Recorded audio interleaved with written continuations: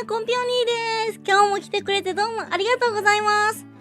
大輝ありがとうございます。ちょっと流れちゃった。ごめんね。下はちゃん、ほろちゃん、エールちゃん、カムイちゃん、みち、ゆいちゃん、カイロウちゃん、おぷく、たいかちゃん。しょんぶりちゃん、村田学ぶ、おやっちゃん、いくぶるちゃん、てーちゃん、うたうちゃん、かばんちゃん、ほろちゃん、カイロウちゃん、しょんぶりちゃん。ちょっと待って。どこまで行った？あ、しょうちゃん、久しぶり。来てくれてありがとう。ジョブジョーンさん、こんばんは、こんばんは。来てくれてありがとうございます。ゆっくりしてってください。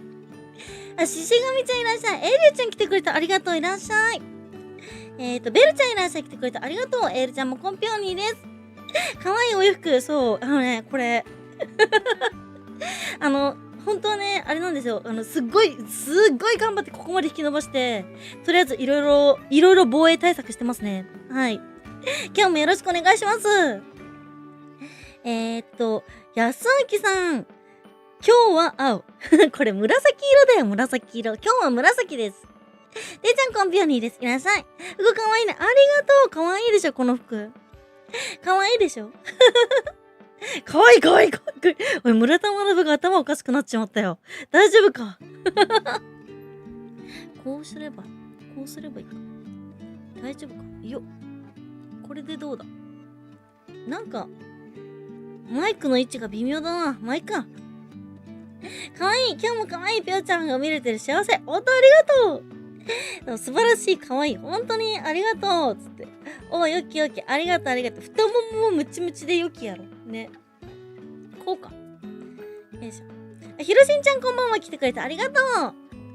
早く言うのも牛。早く物牛。どういうこと今日も鉄壁のガードよし。いや、鉄壁のガードすぎますよ。もう、これで何か言われたら死ねって言ってることですよ。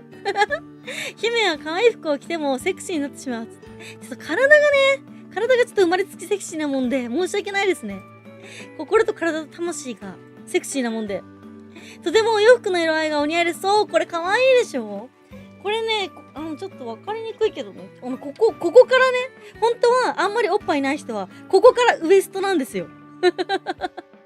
ここちょっとギャザーが入ってるんだけど、本当はここからが、全部、この辺に当たる部分なんだけど、私の場合ちょっと、乳面積がすごすぎて、ウエストにね、あるべきものがね、乳下に来てしまうっていう、ちょっとね、ちゃんとした着こなしではないんですけど、ゆ姫は可愛い服を着てもセクシーです。とてもお洋服の色合いが似合いです。ありがとう。これね、あと、エンジもあるんだよね。こう可愛くて2種類買っちゃったんだよ。そう、胸元のレースが可愛い。あ、これはキャミソールですね。これ谷間対策。ここまで谷間だからね。ブーッつって。ごももちゃんいらっしゃい。来てくれてありがとう。ひしょうちゃんも来てくれてありがとう。いらっしゃい。来てくれてありがとう。可愛いです。GTA 装備品と同じ色です。GTA って何？わかんない。教えて。服装かわちくないですか？ウエストが胸のところまで来てるとは。ここからがみんなウエストになるはずなんですよ。おっぱいの下らへんの布なんですけど、私の場合はちょっとおっぱいの下じゃなくて、もうおっぱいの半分からがウエストの布になってしまって、ちょっと短いんだよね。レモンチャちゃんいらっしゃい。来てくれてありがとう。グランドオート5。わかんないそれ。ごめんね。ゲームのタイトルか。ごめん。ちょっと私ゲームね、恋愛シミュレーションゲームしか詳しくなくてさ。ごめんね。ちょっと、あれかな、口が。これぐらいか。これぐらいでええやろ。なんか口動かないとなんか不思議な感じになっちゃう。エグザさんコンピオニーです。来てくれてありがとう。いらっしゃい。対策しないといけないサイズ。それが M カップ。本当だよね。もうここからここまでおっぱいだからね。つまり服がパッツンパッツン状態。いや、もう見たらわかる通りパッツンパッツンですよ。お胸だけパッツンパッツンなんですよ。他はね、余裕ですけど、大丈夫なんだけど。今日皆さんね、3連休明けのね、初出勤ですけど、大丈夫でしたか？火曜日、そうだよね、昨日まで3連休だったもんね。今日が3連休明けの1日目だったよね。今日のタイトルはクレカ。恋愛ゲーム卒業とか、卒業なんだそれ知らない。あれだよ、みんながやってる恋愛シミュレーションゲームって対女でしょ。私対男だから。だからちょっとね、対女のゲームはわからないんだよね。胸のサイズが M パツパツだな。パツパツだね。体がだるかった。お疲れ様でした。お疲れ様でした。ねえ、そんな疲れてる中にちゃんと会いに来てくれる君たち尊い。ありがとう。そう、疲れた。プレミアムエディショングランドセフィオート5。全然わかんない。ごめんね。もうちょっとわかるゲームの話にしてもらえたら嬉しいです。今日誕生日です。あ、そうだ、ベルさん今日誕生日だね。おめでとう。私、井の一番に DM でおめでとうって送ったからね。連休なんてないので大丈夫です。あ、そっか。職場の通りで泣いちゃいそうですって。マジかよ。いや、それはね、もう会社辞めよう。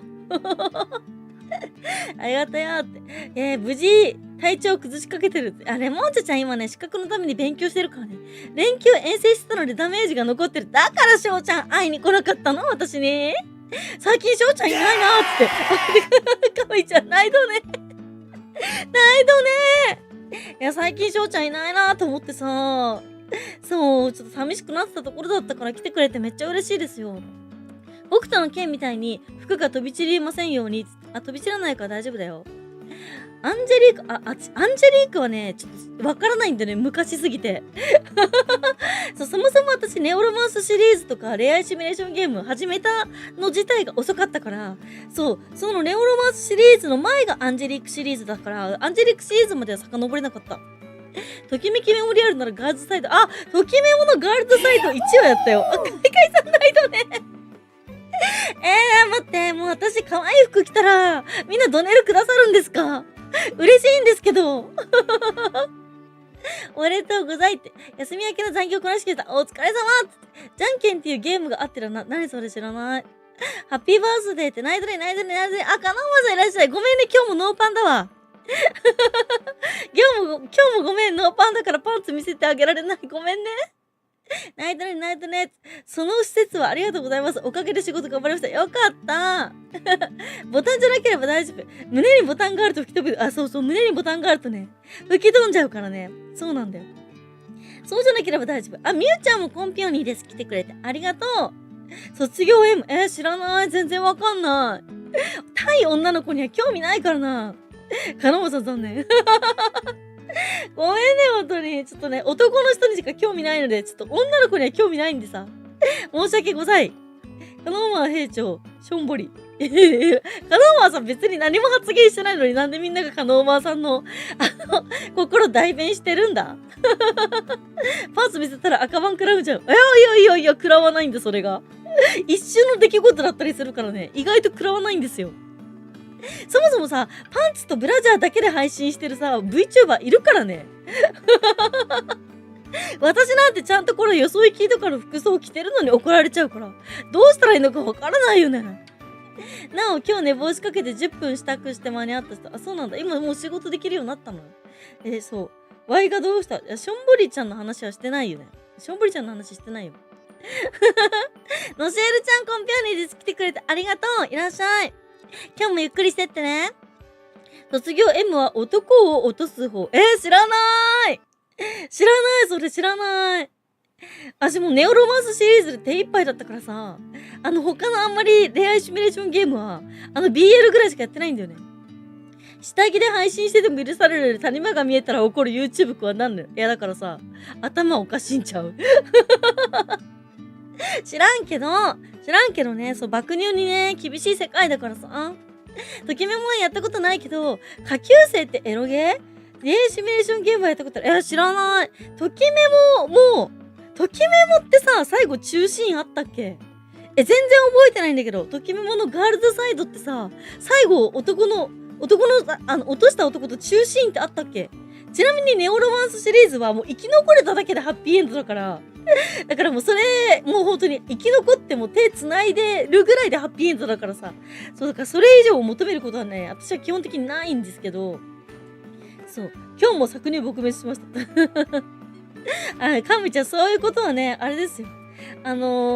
動画内では言っちゃいけん。あんまり言うとね、攻撃的な感じがして初見さんびっくりしちゃうから、やるのは別に構わないけど、心の中にそっとしまって、そっとガッツポーズ取るぐらいにしといてもらえるとありがたいです。前回はあえて言わなかったんだけどね。それは、その配信が貧乳の人だとブラジャーとパンツでもう全然許されるみたいですね。そう、恋愛シミュレーション、ダカーポシリーズ、ダカーポわからないよ、私。ダカーポもわからない。だからさ、対女はわかんないっつってんじゃん。対女のさ、恋愛シミュレーションゲームは私、女に興味ないからやってませんので。YouTube くもしかしてピューヒムの M カップに嫉妬してんのか。いやこいつな。いつかボコすしかないからな。芝居たるわ。芝き倒すわ。ああいう恋愛ゲームだと逆光黒塗り人物が重なったとか。何それ黒塗り人物って何？よくわかんないんだけど。京太郎兄ちゃんコンピオニーです。来てくれてありがとう。いらっしゃい。久しぶり。ご家庭大丈夫ですか？結構大変そうですけど。大丈夫ですか？カノンとかカノンとかエアとか、あとクラナドとかは、アニメで見たよ。アニメで見たけど、原作のゲームはやったことないんですよ。クラナド、よな。エアもよな。私、カノンだけはね、ちょっとよく覚えてないんだよね、唯一。芝居ちゃうか。いや、芝木倒したるわ。本当に。調子こいてるから。芝木倒したるわ。ピュー姫かわいい、ピュー姫かわいいかわいい。ありがとう。娘さん、私が下着で配信を許される。いいな。いいな。なんだこの爆乳差別ばっかりは。どうなの？クラナドは一度プレイした方が良い。あれは人生っつって。そうなんだ。俺もしばかれるかも。そうだね。ダカーポシリーズの中には主人公女で攻略対象が男のもありまして。だからダカーポシリーズ知らないんだってば。わかんない、ダカーポは。YouTube しばき倒す。いや、しばき倒すよ。どつき倒してやる。ドゥドゥドゥドゥンつって。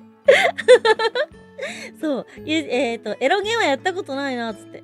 そう。クラナドやエアーはアニメ、そう。あれがさ、泣きゲーって言われるものですから、ストーリーが良すぎて、なんかエロシーンが霞んでしまうっていうね。そう、あれはね、すごく良かったし、そう。でもあれゲームはやってないんだよね、私。残念なことに。ゲームはやってないんだけど、だからなんていうのかな。アニメだけは見た。そう。ある意味みんなが恋愛ゲーム、ジェネレーションギャップで自爆していく。そうだね。ごめん、ちょっとみんなと世代が違いすぎてさ、申し訳ないです。ちょっとみんなと世代が違うもので。ときめも男物あるのね。ときめもね、ガールズサイドってのがあるんですよ。男の子をね、落とすゲームの方が、確かね、1と2あってね、1だけはね、友達に貸してもらってやったことがあるんだよね。そう。もしかしたら私多分、恋愛シミュレーションゲーム一番初めにやったの、ときめもガールズサイドだったかもしれない。なんかその時友達に入門ですって言って教えてもらったやつがそれだったんだよね。まだ助けは必要みたいだけど、徐々に落ち着き始めてる。よかったね。お兄ちゃんもね、お仕事で大変だからさ、あんま無理しないでっていうのもちょっとおかしな話なんだけど、いい時に息抜きしてね、ぼちぼち頑張ってください。エロゲの原作のアニメは名作が多いな、つって。エロゲ原作の、そうだね。結構、なんか昔、結構さ、古ければ古いほどさ、なんかただのエロゲじゃなくて、ちゃんと中身のあるエロゲ多いよな。高野しんちゃんいらっしゃい、コンピョンニーです。来てくれてありがとう。アニメだとクラナドの親友、名前忘れたが、いい味でした。私はね、なんだっけ、ひらがな3つで、あれ小鳥じゃなくて、暦じゃなくて、なんだっけ子がつく紫の髪の色の子。あの子がめっちゃ好きだった。なんだっけクラナドって18番あったかな。キーが出してるゲームって PC のエロなしが結構、そうだからね、当時の確かエロゲって、あんまりエロシーンなかったんじゃなかった。私ごめん、ゲームやってないからわかんないんだよね。アニメの再放送とかで見てたからさ、わかんないんだけど。ありがとう、どういたしまして。ミミズクちゃんいらっしゃい、来てくれてありがとう。ゆっくりしてってね。お友達が買ったのゲーム。そうなんだ。ペルソナさんもペさんも PSP バージョンで女性主人公に変更できて男性キャラとの恋愛になることができたの。ペさん待って、ペさんあれだよね。ペさんってさ、グレーの髪の男の子の主人公だよね。あ、神崎ちゃんいらっしゃい、来てくれてありがとう。今なんか昔のエロゲーって名作が多いよなって話してたよ。そう、シュタインズゲートのアニメは見たことある。下着は見たことあるよ。下着は見たことありますよ。やっぱね、オタクとしてね、タイムリープものと言ったら、まあ、下着と、あと、日暮らしの泣く頃にはね、まあ、マストでございますから。あの辺はちゃんと通ってきております、私も。親友は、スノハラかなスノハラあれ誰だっけことみちゃんそうだ漢字3つでことみちゃんが好きでことみちゃんのコスプレしてたよ。私のね、ことみ超かわええよ。そう、スノハラだな、親友キャラ。スノハラって何だったっけわかんない。ちょっとね、ペヨンペさんはちょっとね、私、いや、ゲームやってないんだよね。アニメだけ見てただけなんだよね。ペさんは、ペさん、あれか、めっちゃイケメンの男の子のやつね。ペさんはめっちゃイケメンの男の子のやつだ。私ね、ペヨンよりも、ペさんの主人公の方が好きなんだよね。ちなみにペヨンは、ナオトくんのコスプレしてた。脱いだらやばいナオトくんのコスプレしてた。そう。エロゲとギャルゲの差がまあまあめんどくさい。どうなんだろうね。あんまりそういうの考えて買ったことないからな。下着懐かしい。下着は、まあアニメしか見てないんですけど、下着はいいぞ。それと、便座カバーとか言ってたやつ。なんだっけ便座カバーって。ゆきっちゃんいらっしゃい来てくれてありがとう。今日も一日お疲れ様でした。今日、義務教育ではある下着と日暮らし。いや、そうよ。下着と日暮らしを知らずして、オタクを語るのだよ。タイムリープものを語るな。春原は、スノハラだっけスノハラは、金髪の、あれか、ちょっとさ、いかついやつね。いかつい人だよね。ね、ていうかさ、みんな、今日のさ、ちょっとね、今日私、よそ行きっていうか、ちゃんとお友達と遊ぶ時の洋服を着てるんですよ、私。そう。これぐらいもっとずり下がるんだけど、この辺になるんだけど、もうおっぱいボインボインで歩いてるんですけど、こういう格好でね、街中歩いてるんですけど、そう。たまにはね、ピオの私服ちゃんと見てもらおうと思って。ちゃんと可愛いでしょM カップのナオト。そう、M カップのナオトやってたよ。でもね、私のナオトくんめっちゃ可愛かったからね。でも私、男装するとき、眉毛全剃りして、マジで本当に男装に徹するから、だからその辺のさ、着ただけ男装じゃないから、マジで男側になるからね。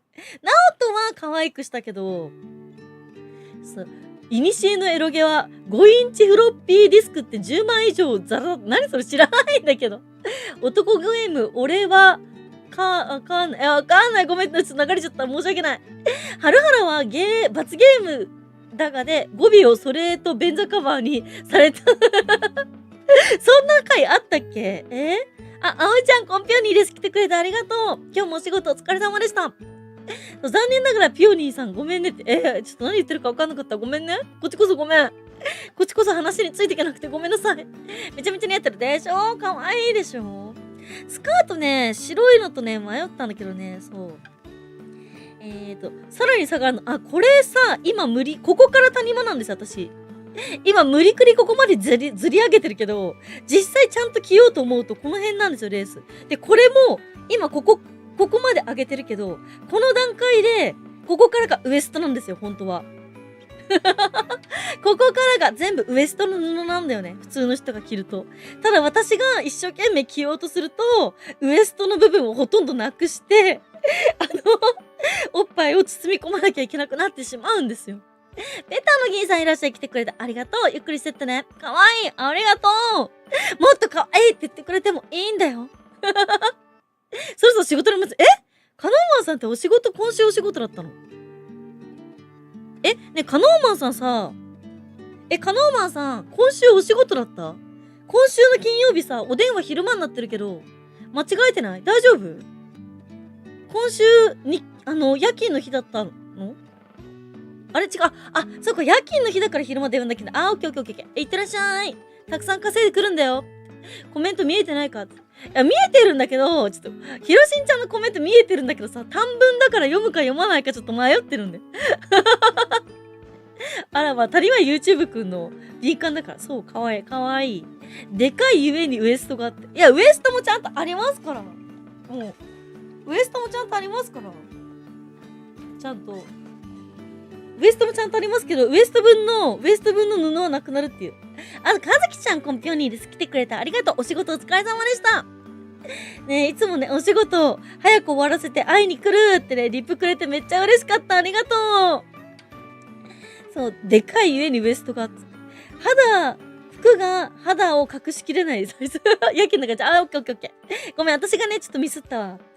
気遣いのできるピオ姫好きって言って。ピオニー様、野外、ありがとうございます。外出外出ありがとうございます。ね、どうしたの何言ってんのその胸に対してウエストが細すぎるって。いやーでもね、ウエストも細いんだけど、私足首もクソ細いんだよね。だからね、普通に歩いてるだけで、足首がめっちゃ弱いの。なんか、お前フィギュアスケート選手なんじゃないかってくらい足首が弱いんだけど、それでね、すぐね、ポキーポキーってね、転んじゃうから、友達と遊びに行くときは、友達と手つないで、一緒に歩き回ってる街を。なんかね、私がそうしないと転んじゃうから、ありがたいことにね、私、新しい友達ってあんまりできないんですよ。古き良き友達をね、大事にするタイプだから、古き良き友達は私のこと知ってるから、出会った瞬間からもうなんか手繋いでくる、みんな。でも私さ、結構、何度も何度も手繋がれてるんだけど、なんだろう、童貞みたいな気持ちで、手繋がれた後さ、どんな反応していいかわかんないし、どんな面構えをしていいかわかんないから、なんかいつもね、手汗がびっしょりになっちゃうんだよね。めっちゃスタイルいい。ほんとにかずきちゃん、ピオのこと好きになってくれませんか私を誰か家の墓に一緒に入れてくれる人いませんか？いや、昨日からずっと自分の墓の話してるからね。墓を作るみたいな。自分がさ、入る遺骨の墓がないって話をずーっとしてる。可愛い子がいるって、チラ見して、胸のサイズで2度見して、ウエストのスタで3度見しそうって。ガチで本当にこの格好とかで普通に池袋とか行ってるからね。普通に。そう、一応友達は東京の友達ばっかりだからさ。そう、川崎とか、もう多分ね、今日配信終わったらいつもどれぐらいの谷間出して練り歩いてるのかっていうのね、昨日と同じぐらいな状態で、写真アップしようと思うんですけど。そう。なんかもう本当に今日とかもうマジで頑張ってる。本当に。スタイルいい。ありがとうって。カムイちゃん、いいんですか？カムイ家の墓に入れてくれるんですか？あとね、50年か60年ぐらいは、まだ、もしかしたらね、生きるかもしれないんで。いろいろ大変だって。昨日の配信でトップ140オーバーって言ってたのほんと。ほんと。ここでしょ？145センチある。トップ145センチで、アンダー70センチのブラジャーで、そう、かずきちゃんね、私がさ、トップが140オーバーで、アンダー70だと、M カップ以上あると思うんですけど、大丈夫なんですかみたいな、その心配の DM が来て。でもね、かずきちゃんごめんね。一応お返事返したんですけど、一応 DM は、ファンボックスに入ってくださってる方限定なので、よかったらね、500円からファンボックス入れるので、よかったら入ってみてください。まだ死ぬには早い。昨日の私は、家系に、昨日の私の家系の墓に入るんですよ。そうそう。ホロちゃんが入れてくれるっていうか、ホロちゃんの家の墓に入るしかないね、みたいな。まさはたのちゃん、コンピオニーです。来てくれてありがとう。こんばんは。実写可愛かった。ほんとにありがとう。めっちゃ嬉しい。ひでちさん初見です。お声姿、ドストライクです。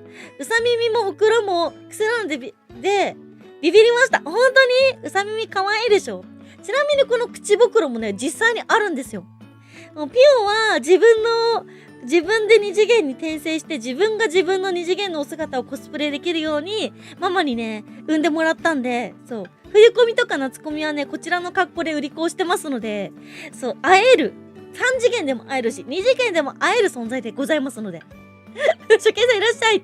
墓に入る契約をしたのか、俺以外の人って。だって、神崎ちゃん昨日いなかったじゃん。いや、違うんだよ。いつ死ぬかわかんないから、もし今死んだ場合誰か持ってもらってくれるし、骨を拾ってくれる人いませんかみたいな。そういう話だよ。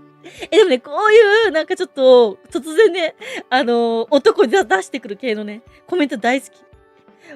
今日、頑張ってさせてほんと、こっから谷間だからね、鎖骨がここなんだけど、鎖骨ここなんですけど、こっから谷間だから、うえいっつって。心配の方向性が、つって。儚い夢の話、つって。ほんま助かるわって、本当に初見さんいらっしゃいませつって。めっちゃ宣伝上手って。いや、なんだろう。結構、おずちゃんいらっしゃい来てくれてありがとう。コンピューニーです。いらっしゃい。ゆっくりしてってね。実写綺麗だった。本当に今日も実写載せるよ。初見さんいらっしゃいませ。ディスコードサーバーに、そう、ファンボックス専用のディスコードサーバーに入ると、私のお顔とかお尻とか胸とか、普通に顔面とかガンガン出してる写真いっぱい見れるんでね。コスプレの写真とかもガンガン見れるんで。よかったらどうぞ入ってください。神崎さんがヤンデレかなーって。でも、ヤンデレでもないんじゃないの？もうガチのヤンデレっていうのはさ、突然なんかわけわかんないことわめき散らすやつだから。病気だからね、ヤンデレって。骨拾うかっつって。ゆきねちゃんいらっしゃい。ゆきねちゃん今日はさ、なんか最近ずっと23時ぐらいだったけど、今日早く来てくれてめっちゃ嬉しいんだが。ありがとう、嬉しい。初見さんいらっしゃいませ。ピュー姫はとても可愛いですよ。二次元もセンスいいですねって。似てると思いました。本当？そう。ママにね、そっくりに描いてもらったんですよ。そうなんです。で、本当だったら、なんか、部屋着とかもいいなと思ったんだけど、ピオともしデートしたらこういう服着てきますよっていうのを見せるために今日はこういう服装にしてみた。そう、ピオちゃんに関する費用なら可能な限り払おう。京太郎お兄ちゃんが、じゃあ私のためにさ、墓立ててもらっていいですか？ディスコ様でピオちゃんの可愛い写真を見たいならファンボックス500円からプラに入れる。宣伝のルドルフやめろ。ヤンデレにはなりたくないな。いや別にヤンデレみたいなコメントじゃなかったやんけ。全然普通だろ。むしろ歌うが突然俺は風俗に行くみたいなそういう発言の方がヤンデレなんじゃないかなって思っちゃうよ私は。少し頭痛いかもって。大丈夫。無理しないでね。想像力が高まる。めっちゃ、あれだよみんな。腕組んだとするじゃん。もう、ほぼ全部おっぱいだからね。父ドラムだよ、もう全部がほとんどおっぱいだから。だからみんなさ、ハグした時に一番初めに当たるのは、ね、ウエストここだからさ、もうおっぱいが一番初めに当たるから。だからみんなね、今のうちに自分のね、出っ張った腹をね、へこませとかないと、自分の腹が出っ張ってるがゆえに、私のおっぱいとの接触面積がね、少なくなってしまう可能性もありますのでね、ぜひね、ダイエット頑張ってください。可愛すぎて隣で歩くと緊張しそうっつって。初見の自分に温かい皆さんコメントありがとうございます。会いに行ける二次元素敵ですね。というよりも、私はもともとめっちゃ、両辱系の性癖のエロゲが大好きで、で、そのエロゲを、なんだっけ、企業ブースとかで普通に、売り子させていただいたりとかして、結構極めてしまったゆえに、なんか、自分の性癖をね、ぶつける対象が欲しくて、で、二次元転生した身なんで、今後ね、ピオニーちゃんがどんどん、凌辱されていく姿がね、皆さんね、見れますよ。かわいそう。どこだったっけ？任せてくれ、めっちゃ良い墓立てる。いや、墓私が掘るからさ、私が墓掘るから土地だけ買ってください。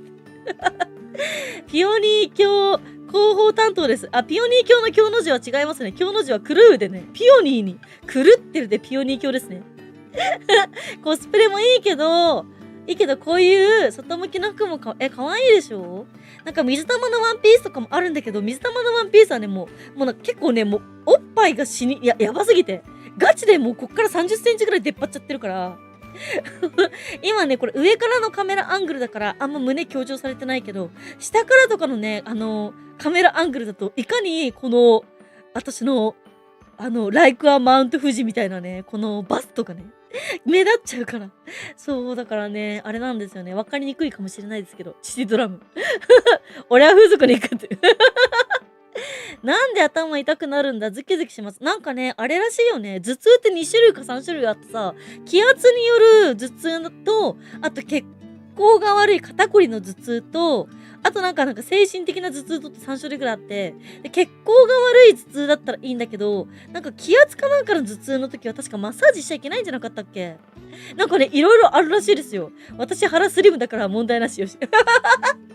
でもあれだからね、ハグしたいとかおっぱい触りたいって言われないと、私は前面に出れないから、ちゃんとね、コミケ冬コミ当選した暁にはね、私のサークルに来てちゃんとおっぱい触らせてくださいって自分でちゃんと言わないと、お使いはできないからね。私服めちゃめちゃ可愛くて困る。ほんと可愛い自分はウエスト67.7 センチやから細め。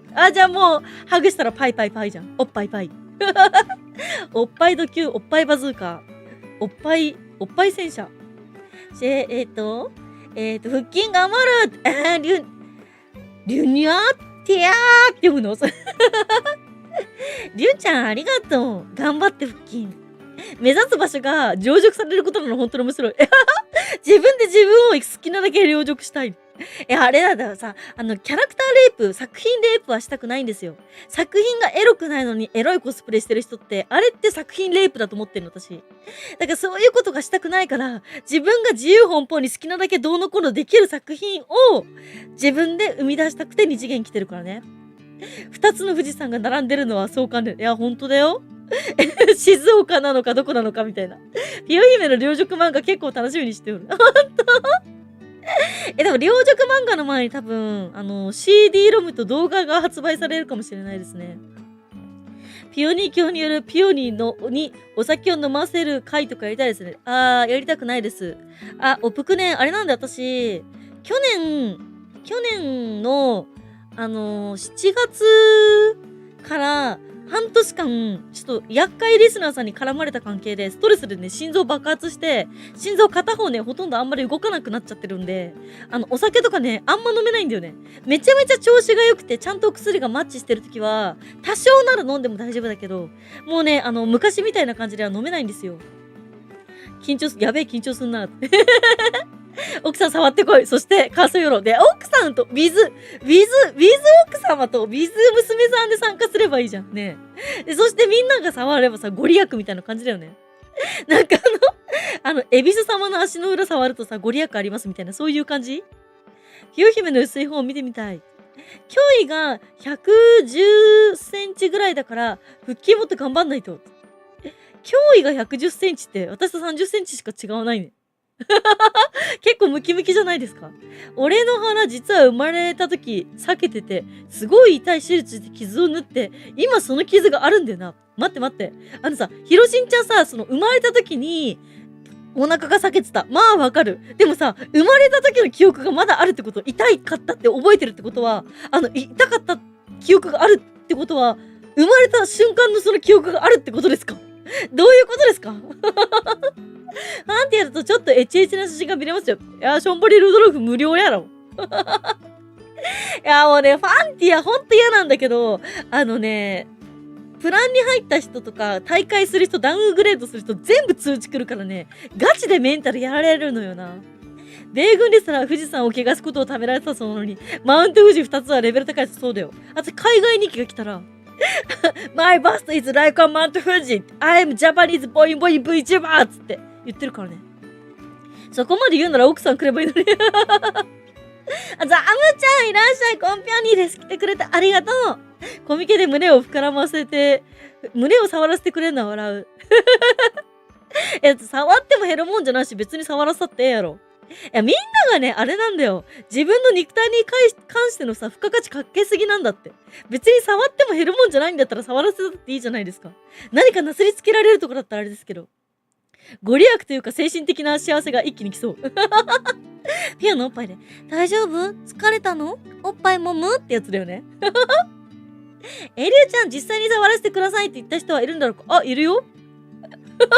普通にいるし、普通に、あれ、夏コミをね、ちょっと私、8月に来た台風の影響で、今住んでる家の屋根がね、穴開いて天井から雨漏りがやばくなった時に、すごい頑張ってみんな夏コミ会いに来てくれて、たくさんの人たちがね。で、その時に、3万円分買ってくれた人にはツーショットで写メ撮りますみたいな。そういうのやったんだけど、写メ撮った人たちは、漏れなく私のおっぱいがすりついてる。そう。ピヨ姫とハグしてみたいかも。頼むのかなり緊張するけど。や、前回サークルのさ、サークル位置が良かったよね。すぐ横が道っていうか通路だったからさ、すぐ出れて良かったよね。次回もだといいんだけどな。通知来るんだ。来るよ。めっちゃ来る。誰が抜けて、誰が入って、誰がダウンロードした、ダウングレードしたか。全部わかってるから、私。奥さん、年末繁忙期で多分行けないんだよね。ごめんね。奥様ね、奥様あっての村田学だからね。村田学ちゃんと大事にしないとダメだよ。楓ちゃん、コンピオニーですよね。めっちゃ久々じゃん。来てくれてありがとう。まあ、久々って言っても1週間ぶりぐらいだけど。半分は自動だけど、ファンティアは手動で更新しないとだから、毎月忘れないように注意してる。コミケで触らせてくださいって頼み込みます。ピオパイに顔をうずめて12時間ぐらい爆睡して、あなたとはそういう世界線はないから。期待しないでください。可能性を感じないでください。そう。コンピオニー、アクータちゃんコンピオニーです。体調大丈夫？あんまり安定してなさそうだけど。ね。自分が全然わからなくて、お母さんに話を聞いて、腹の傷のこと知ったんだ。ごめん、重い話。いや、重い話じゃなくて、待って。いろしんちゃん、私別に重い話とか、そういうことを考えてたんじゃなくて、あなたには赤ちゃんの時の記憶があったんですかっていうことが聞きたかっただけだから、まあ、あれですよね。健康に生まれる子っていうのは本当にさ、生まれればいいけど、生まれない子たちもたくさんいるからさ、ね、それは別に重い話でもなんでもないですよ。M カップにハグしたら圧がすごそうだ。柔らかいから、しかもあれだよ、ピオさん、ブラジャーとか、ヌーブルとかしないから、ガチ生乳接触。生乳トランポリン見たくなっちゃう。生乳トランポリン。写真は、家宝としてデータに保管してありますって。本当にツーショットで隣に並ぶから、確定で M カップに触れることになる。そうだよ。腹筋は軽く割れてますね。仕事がきついので。腹筋触らせてもらっていいですか？ボーイちゃんいらっしゃい、来てくれてありがとう。ゆっくりしてってね。今ね、コミケでピオとハグしたら、30センチぐらい前に出っ張ったおっぱいが、一番初めに君たちに接触するから、実質ピオとのハグっていうか、おっぱいを抱き込むと同じだよね、みたいな。そういう話をしてました。当日は有給取っていくよ。本当にありがとう。ツーショット写真は待ち受けにしてる。本当？ツーショ撮った人って多分5人ぐらいしかいないんだけど、その人たちはみんな、ピオの写真、待ち受けとかにしてくれてますか？これ俺の彼女って、やってくれてますか？パイタクは楽しみだな。パイタクは考えてなかったな。パイタク欲しい？おっぱいが重い話じゃなくて、おっぱいの重い話はね、本当にね、ガチでおっぱいを揉んだことないのか、それか貧乳相手しかしたことない人たちはあれかもしんないけど、おっぱいって1日やそこらで大きくなるもんじゃないから、乳をぶら下げてるだけでは、肩凝ったりしないんですよ。わかりますか？年月を得て大きくなるから、まあ整形だったらわかんないよ。そうだからぶっちゃけた話、ブラジャーとかもちゃんとしたのをつけてれば、そんな肩こりはぶっちゃけない。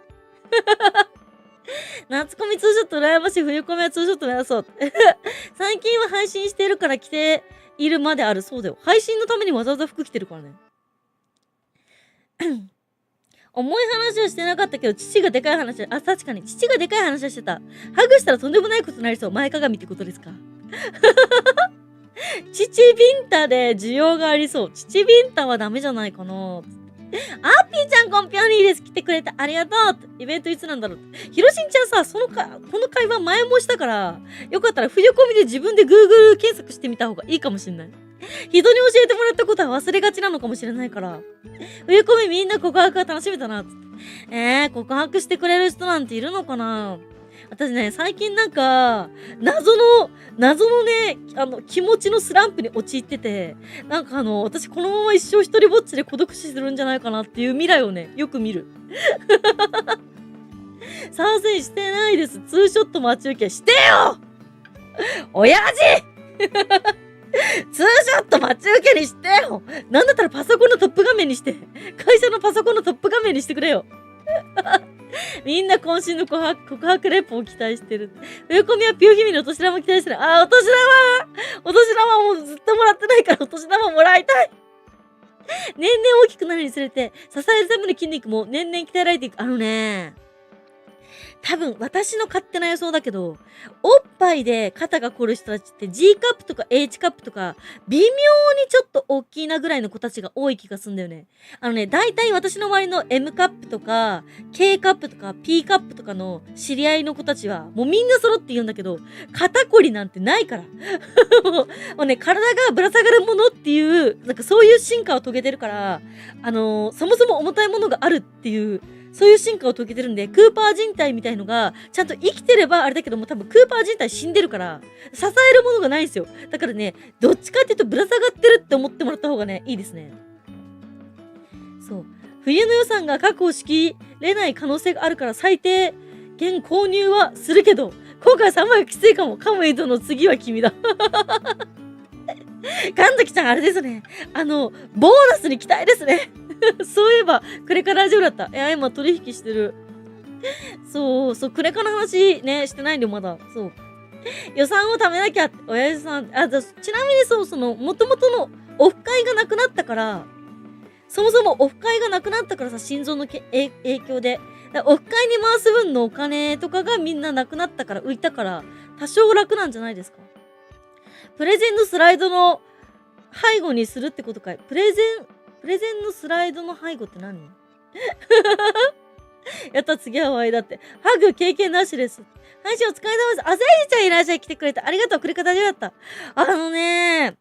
そう、昨日の朝一で、クレジットカードの不正利用が、8万ちょっとずつ2回に分けてあって、で、それペイパル詐欺だったんですけど、で、昨日ね、ちゃんと繋がらなくて、休日だったから、今日ね、ちゃんとね、ペイパル詐欺の、ペイパルの会社に、身に覚えのない引き落としがあったみたいな感じで、連絡して、今対応してもらってて、で、私の身分証とかも全部身分を明かして、で、実際私が使ったものではないってことが証明されたんで、ちゃんと行けば、1ヶ月か3ヶ月か半年以内にはお金が返ってくるって言われたけど、一度は引き落とされちゃうみたい、16万。ボーナスを握りしめて、冬込み参加。初参戦の予定です。ありがとう。でかすぎてむしろそのサイズに適応した体に進化した。そう、ポケモンみたいなもんだよ。そう。冬のボーナス持ってくぞつって。はいって言って。携帯でも中継します地方民だから冬込みとか夏込みとか全然機会がない。カズキッチン、あれですよ。ピオのね、配信の中で一番遠いとこに住んでる韓国のカティさんっていう人がいるんですけど、カティがね、わざわざ韓国から日本に来日するからね、同じ日本にいる君たちが遠いっていう言い訳はね、使えないんですよ。生乳トランポリン、いつか会ってみたいですね。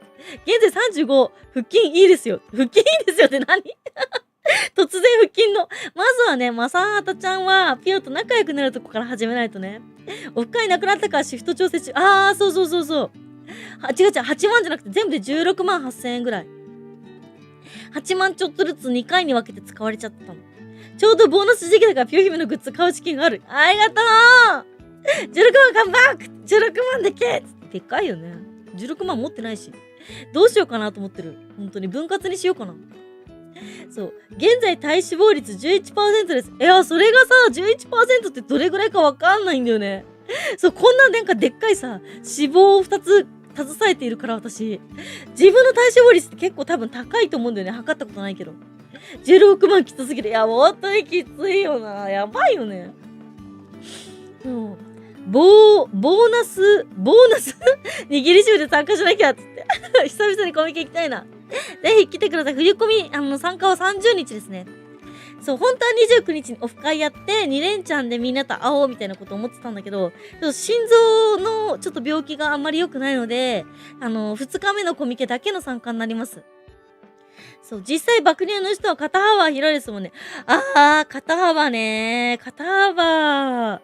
どうだろう ?37 センチだけど、これは広い方ですか？韓国の民のカティさん、16万はきついな。いや、費用高いだろうな。そう、お腹少しタポついてきたから痩せなきゃね。5万あれば参加飛行機可能つって。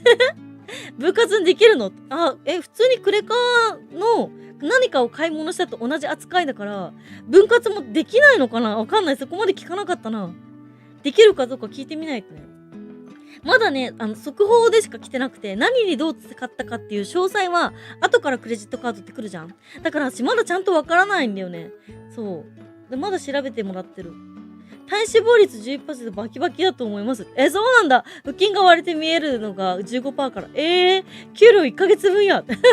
多分いけるけど、節約のために、会社のハイエース借りて、野宿かなカティが確かね、なんか、なんだっけ、秋葉原かなんかで安いね、宿を知ってるから、カティに聞くのも手だと思うよ。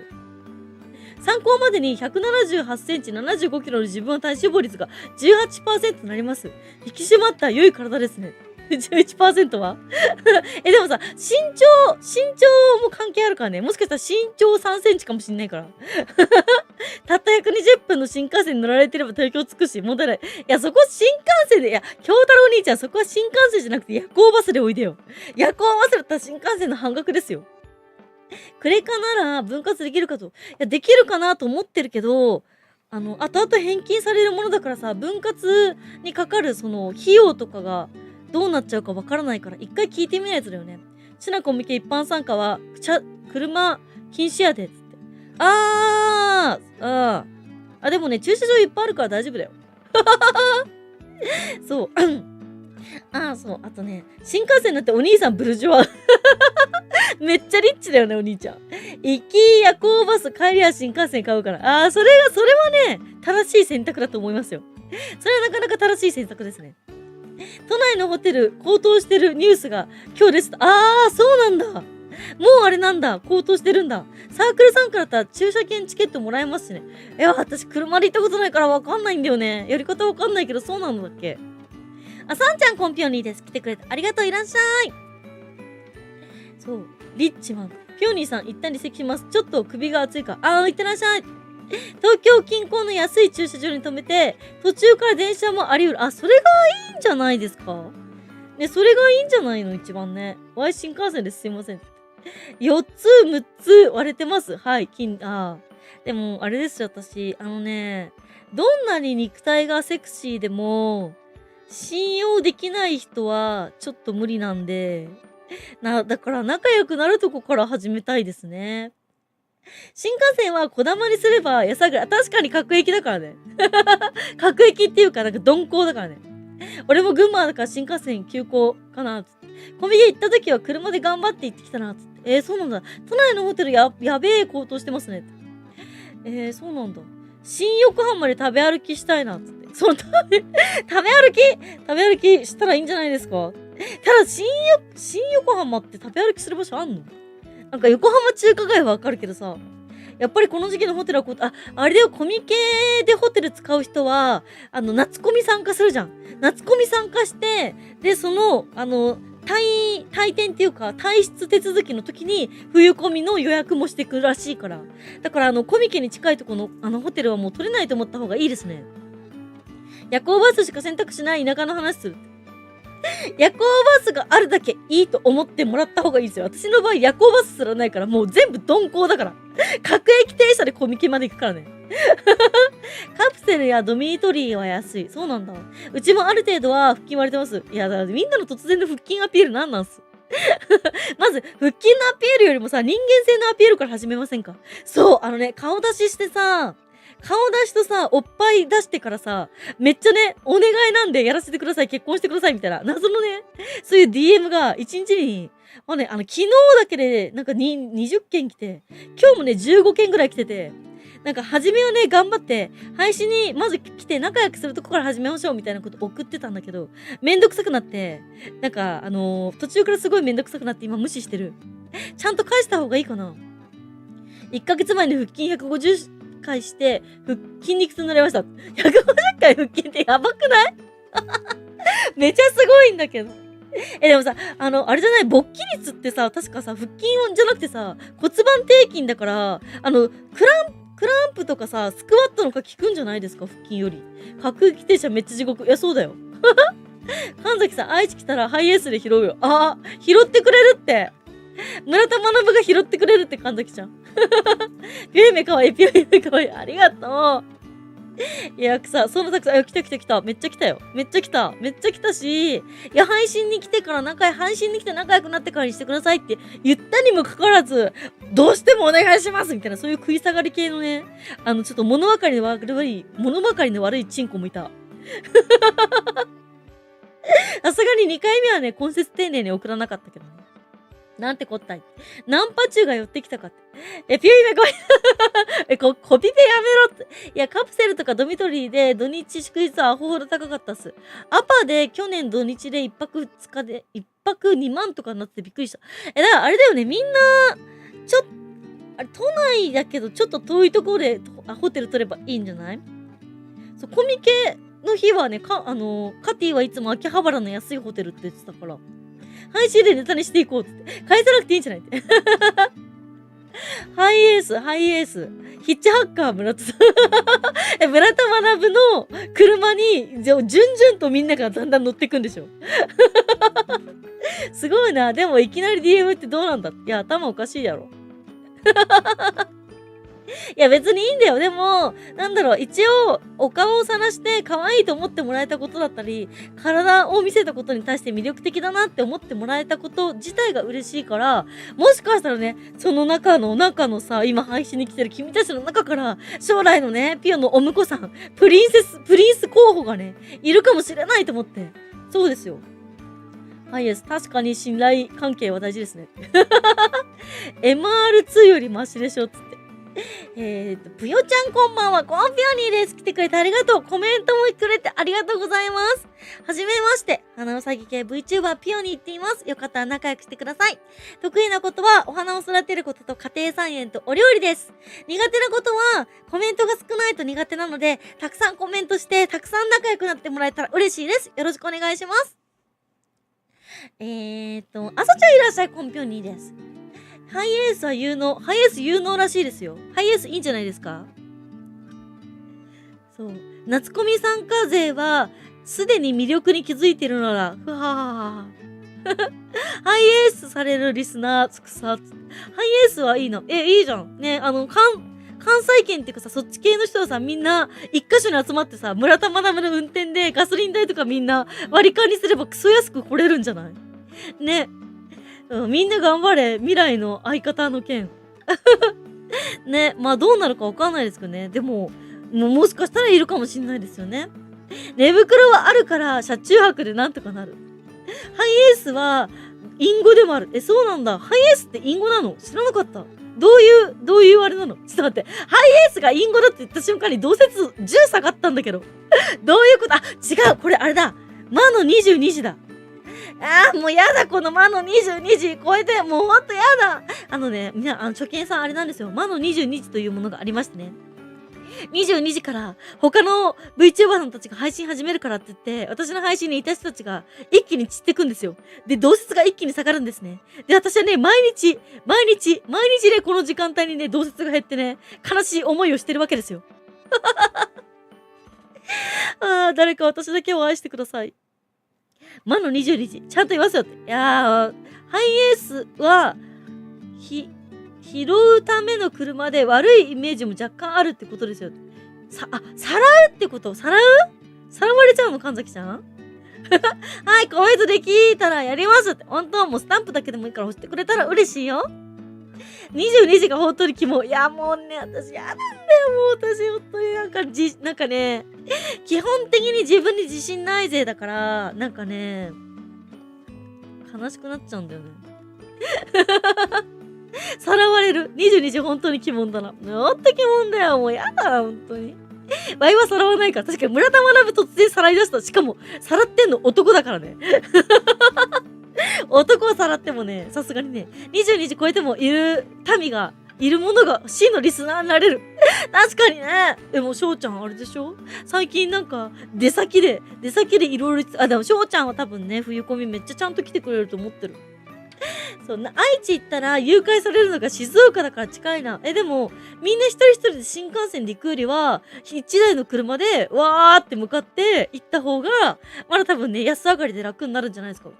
で、代わる運転すればさ、楽ちんじゃない？ちょっと車ぶつけちゃうかもしんないけど。この時間帯にコメントしてアピールしていく。コメントしてくれ、もうたくさんコメントくださいなんだろう。一言でもいいからコメントをいっぱい送ってくれると私のメンタルが保たれる。いや、なんかさ、最近ちょっと辛いことが多くてさ、なんか今日さ、あれだったら別に私病んでるつもりはないんだけど、なんかね、今日ちょっとね、親ちゃんとの通話だったんだけど、親ちゃんからさ、お前メンタルボロボロやないかって言われてしまった。病んでるつもりもメンタルがボロボロのつもりもないんだけど、そうでもね、傍から見たら病んでるらしい。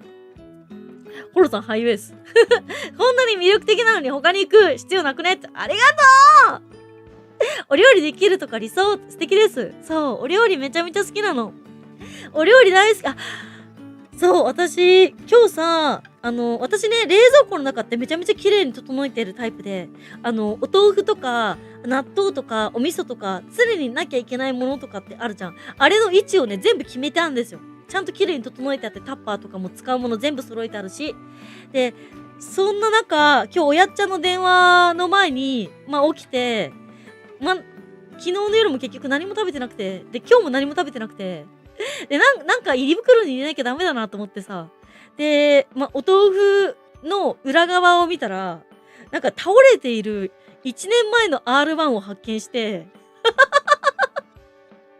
前はみたいな。なんか、菌がいっぱい入ってるって言ってるし、菌も活性化されたやろうと思って、1年前の賞味期限の R1 を飲んでから、電話をね、通話したんすけど。とりあえず今んとこ体に異常はない。私職場から向かうから深み。爽やかよってこう。22時。ちょっとダメだ。コメントが。22時以降もいますよ。ありがとう。新幹線か夜行バス本気でね。夜行バスの値段見てみな。夜行バスの値段見てみな。めっちゃ安いよ。高速バスで行くか新幹線で行くかも。夜行バスで行って、新幹線の半額だから、で、それで行って、ピオグッズを買い占めるのが、本当のピアミンなんじゃないんですか29日にピオ姫に会えるように予定開けてたから自分は自力で現地に行きます。徒歩で。さすがに自分はコミケ行きますけどねって。R1 の話題大丈夫だった。とりあえず今んとこね、お腹下してない。ちゃんといますよって。夜行バス取りたい人も早めにねって。お値段少し高くなるけど、3列シートが4列シートでもね、ちょっと前話したけど、コロナの関係で、椅子と椅子の間にちゃんと壁がね、設置されてるから、だからね、めちゃめちゃ寝心地いいからね、全然4列シートでも全然大丈夫だよ。マジガチで。本当に、1年前のR1、そう。ちょこちょこ止まるな。本当？私んとこぐるぐる動いてるけど。ご飯ちゃん食べてくれ、食べてつって R1 かって。菌が増殖してるか。いや、だから菌がさ、ハイブリッド乳酸菌見たくなって強くなってるかなと思って飲んだんだけど、よくよく考えたら R1 ってさ、液体じゃん。ほぼ固体だったんだよね。だから、私この後もしかしたら死ぬかもしれないみたいな話してた。やんならちゃんいらっしゃい、コンピョンニーです。めっちゃ久しぶりじゃん。来てくれてありがとう。R1 味薄くなかった。いや、味はね、逆に濃かった。多分。R1腐らなかった。いや、腐ったから固形だったのかもしんない。美味しくいただきましたよ。いつでもいるよ。ありがとう。夜行バス3列にしないと、死ねる。死ねないよ。意外といけるよ、マジで本当に。私4列シートしか乗ったことないよ。ちょっとごめんね、コメント読むの遅くて。瀕死を通り越してゾンビとしてしまいました。夜行バスも連休プラス3列シートだとあんまり新幹線下がらない。そうそうそう。だから4列シート、行きだけ4列シートで来て、帰り新幹線とかの方がいいかもね。コメントは基本好きですね。たくさんして4列仕切りありなら良いかも。仕切りなし、ウィラーバス。ピオね、ウィラーバス大好きなんだけど、ウィラーバスはね、仕切りめっちゃある、ちゃんと。肩、二の腕の終わりらへんまで、ここぐらいまでの、仕切りがちゃんとあるから、窓際じゃなかったとしても、結構しっかりね、体をね、こう、寄せられるから、ちゃんと寝れるんすよ。こっちは大丈夫です。ハイウェイス、高速乗らんで行こうかな。確かにね、下町で行ってもいいかもしれないね。深夜バスでやられないようにねって。エルズンニュッチョウさん、こんばんは、初見です。ごめん、読み方わかんないから、よかったら読み方教えてください。はじめまして、花わさぎ系 VTuber ピオニーって言います。よかったら仲良くしてください。得意なことはお料理と家庭菜園とお花を育てることです。苦手なことはね、コメントが少ないと苦手だから、たくさんコメントしてくれると嬉しいよ。よろしくね。今ね、冬コミに、私、自分で売り子でサークル参加してるんですけど、この衣装を作って。それの話してた。そう。ニチュちゃんかな何ちゃんかな読み方まず教えてほしいかな名前の読み方お願いします。答えか。アウトのやつ。そう、1年前の賞味期限の R1 を飲んだってところまで話してたね。でも全然とりあえず乳酸菌、ハイブリッド乳酸菌、そう。浮かせんでよかったね。そう、なんかこれ、ワンチャンもしかしたら、私の腸がワルプルギスの夜見たくなって、もうなんか窓かじゃ救えないくらいさ、やばい感じになってさ、テロ事件起こるんじゃないかみたいな、そういう話してたんだよね。R1 からヨーグルトになったらそう、お腹壊されてね。とりあえず今んとこは大丈夫です。突然なんか、ブリブリ言い出したら、プリプリ言い始めたら、もうそれは前触れだから、その時は配信やめるね。突然やめるね、配信。熟成されたR1、まあ、賞味期限1年前だからね。実質ヨーグルトよな。早割りで割引でなんとか、ウィラーバスは確か早割りとか、あとコミケに行く人のためだけのツアーとかも確かあった気がする。あかんちゃんいらっしゃい、来てくれてありがとう。今ね、コミケの話してたまた。夜行バストイレ休憩少ないって聞いたけど大丈夫だろうか。トイレ休憩はね、夜でも3回は確実にあるから大丈夫だよ。1時間半に1回は止まってくれるし、あとマジでやばい時は運転手さんに言うと止まってくれるから大丈夫。下町運転交代。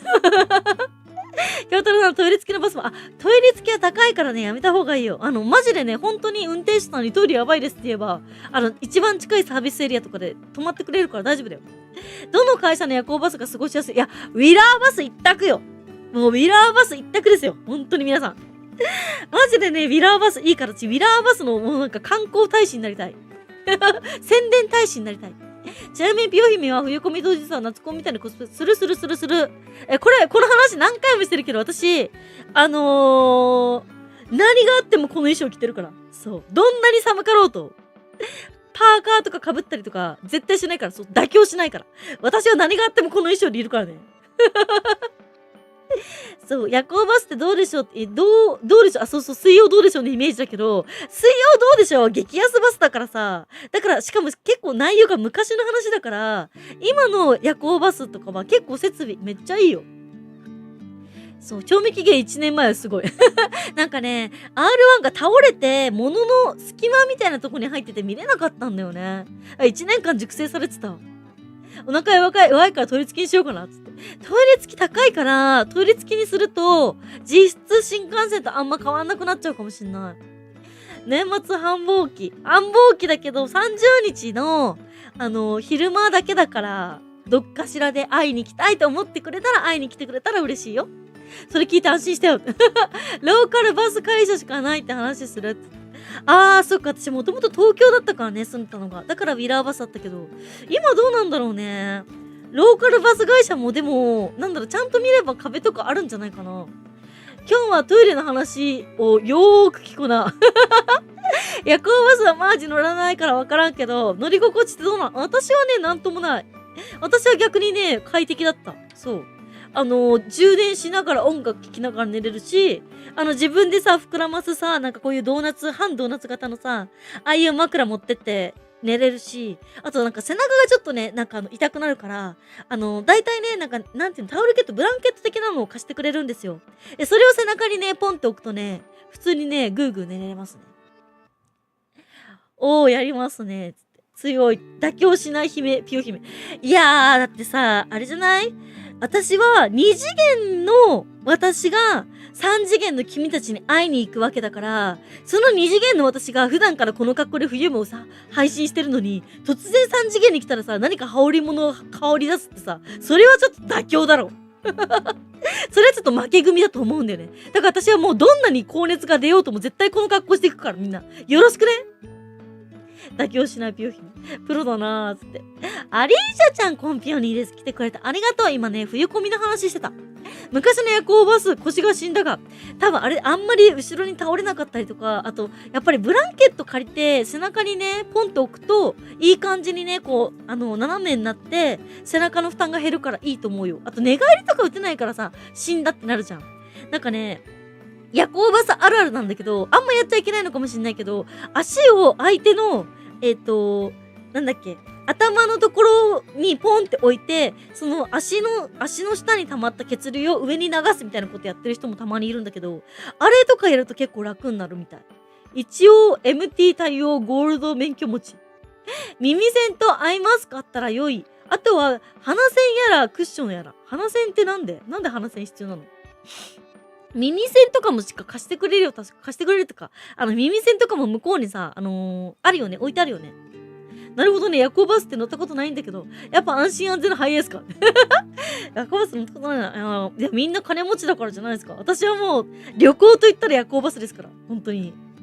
夜行バス同じく乗ったことないって。なるほどですね。いや、それは妥協しないで。いや、妥協して、いや、カイロウちゃんはそもそも冬込み来ないんだからさ、あれじゃないですか。私は絶対に妥協しないからね。だってさ、ピオニーのコスプレをしてさ、ピオニーがピオニーのコスプレしてるのにさ、普段着てない服着てるってことはさ、それはインチキコスプレなわけよ。絶対に着ない。何があっても絶対に着ない。高熱出たら休んでくれ。いや、高熱は、体温計がさ、まあ、そもそも37度でだいぶ高熱だけどさ、まあ、高熱が出てもさすがに行くよ、今回は。そう。清姫の話聞いてると、今と昔の夜行バスのかなり快適に進化してる。自分も何回か夜行バス乗ったことあります。自分はちょっときつかったです。だから、待って。エルジちゃんかな？待って、読み方。まず先にさ、あなたの名前の読み方教えてください。夜行バスの感想の前に、まず、あなたの、わっちゃんネーム。あなたの名前を教えてください。熱出たら心配しちゃうよって。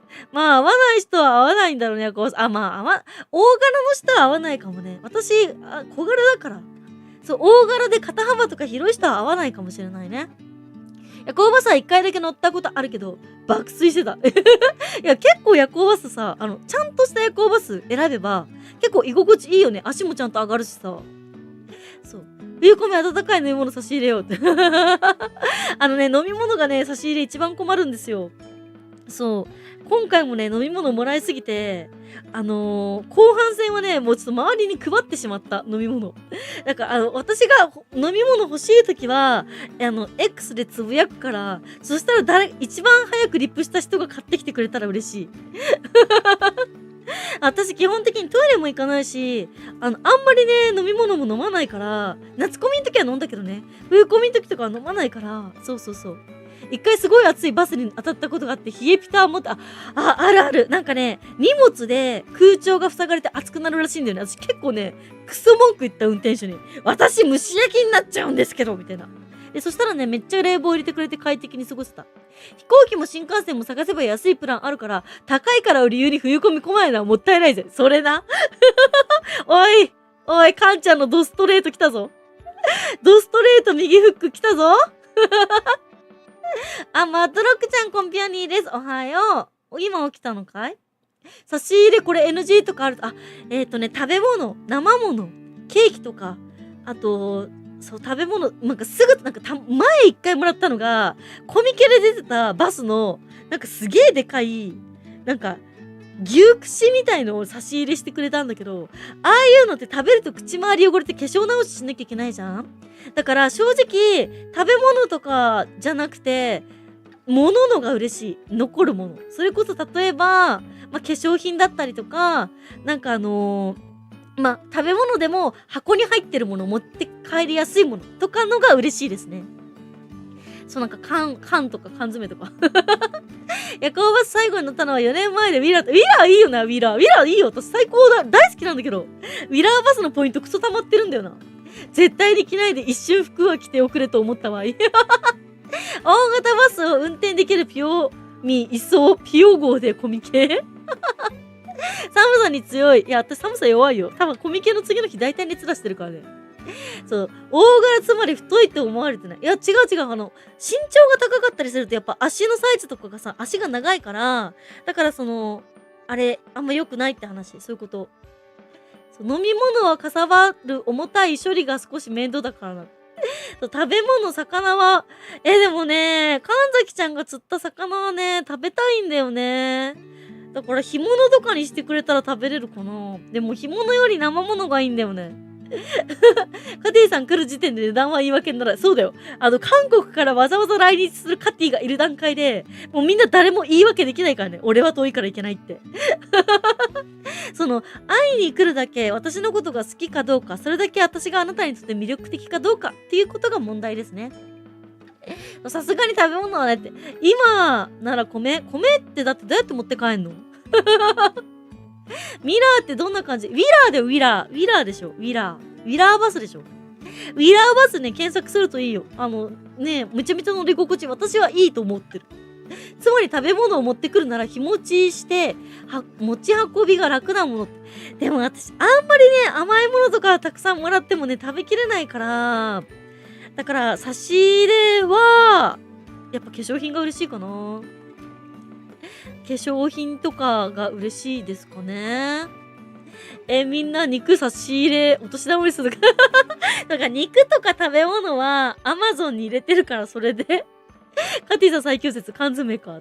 ハイエースが魚臭くなっちゃう。確かに生魚持って帰るの無理だからね。やはり冷凍して宅急便で。宅急便にしてもらうか。ね、自分は食べ物じゃなくてお年玉。確かに、ぶっちゃけお年玉が一番嬉しい。正直お年玉が一番嬉しいですね。かさばりもしないし。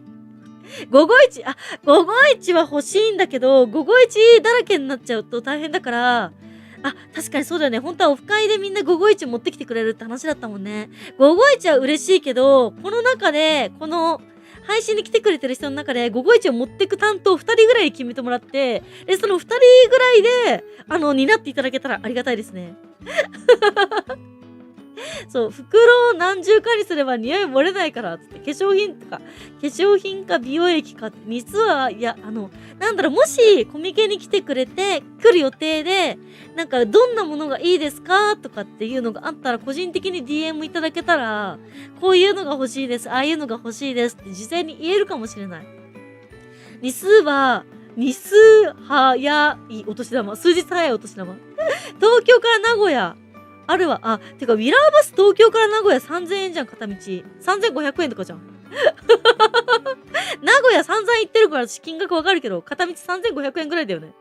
しかも5時間ぐらいで着くよね。めっちゃ近いやんけ。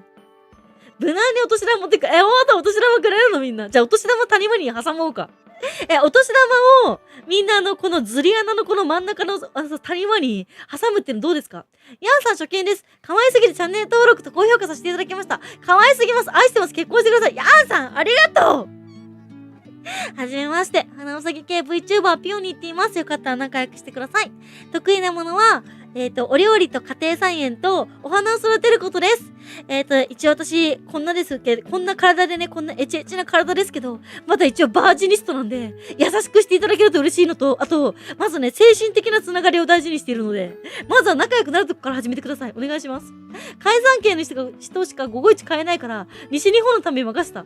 あれだよね、なんだっけこの配信でもいいし、ディスコードでもいいから、551を買ってく人2人だけ選出して、その2人は551をお土産に持ってくみたいな。551だけはどんなに臭くても私持って帰るよ。元気な初見さんいらっしゃいっつって。俺も持ってけるよって。でしょウィラーバス、名古屋から出てるウィラーバスだったら3000円でしょ片道。ね。往復6000円だから、しかも、その日のうちに帰れるよ、確か。ウィラーバス、昼に着く便と、夜から出て、終電までに着く便とって2種類あるはずだから、日帰りで行けるから宿泊しなくて済むよ、確か。マジでいいなってやるか。チョケさんいらっしゃいませっつって。谷間に挟んだお年玉の写真撮らなきゃ。そうだね、写真撮るか。谷間に、札をね、挟んでくれた人は、その、おっぱいと自分がおっぱいを触ってる写真を撮ってもいいことにしようか。袋にスパチャって書いてって。お年玉のが嬉しいよ。よけさんいらっしゃいって。大阪民なんで551持ってくための方がよいかなっつって。お年玉絶対持っていきます。本当ヤンさんコミケ来てくれる冬コミ。一応ね、私、この姿でね、ちゃんと衣装も作ってあるんで、ちゃんと配信じゃなかった、売り子したいと思ってるんですけど、会いに来てくれますか？東京、名古屋なんて安すぎて参加できない理由にならないです。いや、違うんだよ、カンちゃん。それはさ、遠回しにお前に会う価値はないって言われてるのと同じだから。だからあんま掘り下げないでくれ。選ばれし午後一戦士。俺、お年玉挟む気満々だった。ほんとにじゃあちょっとお年玉用にね、谷間膨らましとくよ。欲しいのは肉まんだけ。そう、肉まんだけがいい。そう、餃子、なんだっけ、シューマイとかいらないから肉まんだけがいい。絶対餃子、ほんとにやんちゃん。まずやんちゃんあれですね。ピオと仲良くなって、配信たくさん来てくれて、ピオの人間性とかね、性格とか好きになってくれて、そうって思ってくれたらすごく嬉しいです。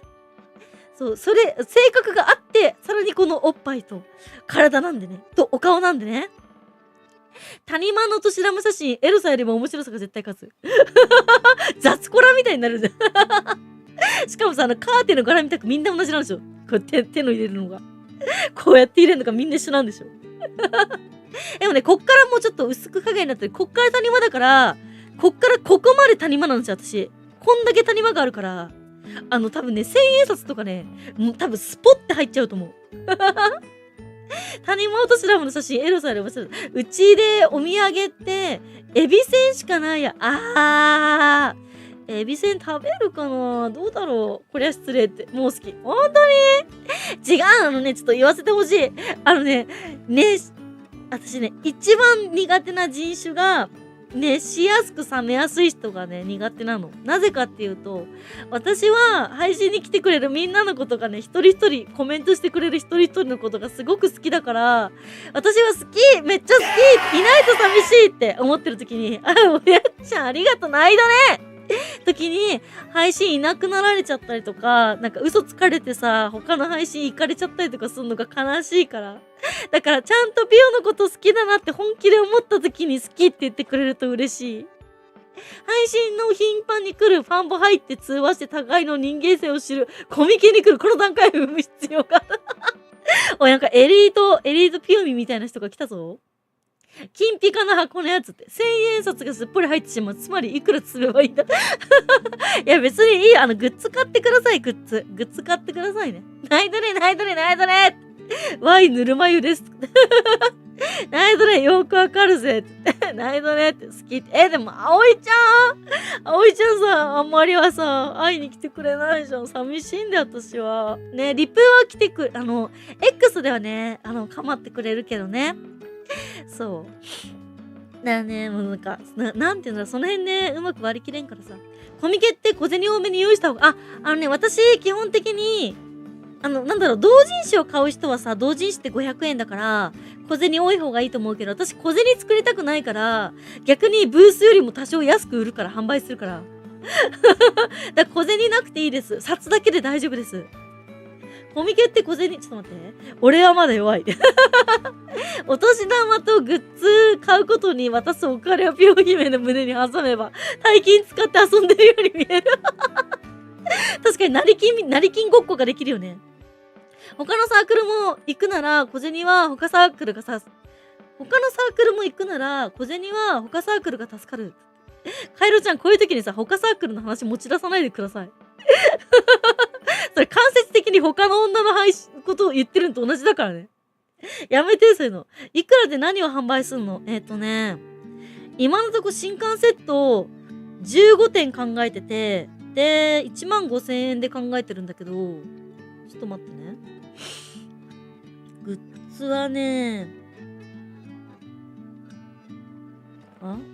これか？缶バッジ、一番でっかいサイズ3種類、インスタ風フォトカード、ダイスカットシール、一番でっかいサイズ、メガネ拭き、見守りクリップっていう書類とか挟むね、大きいクリップと、あとハンカチとアンブレラタッチ2種類。このアンブレラタッチっていうのが傘とかにつけとくやつね。自分のほら傘わかんなくなっちゃうじゃんっていうのと、あとクッションストラップ、リングノート、トートバッグと、あと自分のもし間に合ったら写真集をつけて全部で15,000円にしようかなと思ってる。こんだけついてれば、ちっちゃい缶バッジとかでごまかしてないから、こんだけつけてれば安いやろ。そう。で、個別でも、ちゃんと個別でも買えるようにしてるし、まあ、新幹セットで買ってくれたら新幹セット用に包装してあるから、そのまんま、全部汚れずに持って帰れるっていう感じにしようかなと思ってます。まったり市町民のポチ袋確認してるから。ぴょりちゃんの配信なかなか来れなくなってるんだよね。なんで来れないの悲しいよって。うちお土産、八つ橋ごめん。八つ橋私ちょっと苦手なんだ。八つ橋苦手だから、もしくれるんだったらあんこが入ってないやつにしてください。ピオね、あんこ甘いのあんま好きくなくて。そう、だから、もし八つ橋だったらあんこがないやつだと嬉しいです。皮だけね。ピオ姫のところしか行かないからマウス使ったそうです。まさかこれも NG か、つって。NG っていうか、なんだろう。他のところ行く設定かって思っちゃうと寂しくなっちゃうよね。ゆえちゃん、お札も1000円単位で持っておくとお釣りが出にくくて便利さありますね。まあ、てか他のところで、ぶっちゃけた話、万札だったとしても、他のところで使えばそこで崩せるから、小銭をそこまでね、同人誌をメインに買いに行くんだったら500円玉たくさん持ってった方がいいけど、そうじゃないんだったら大丈夫だと思いますよ。両替とかも結構してくれたりするから。そう。ワイファミリープランな、ピオミ。さて、ちょっと待ってね。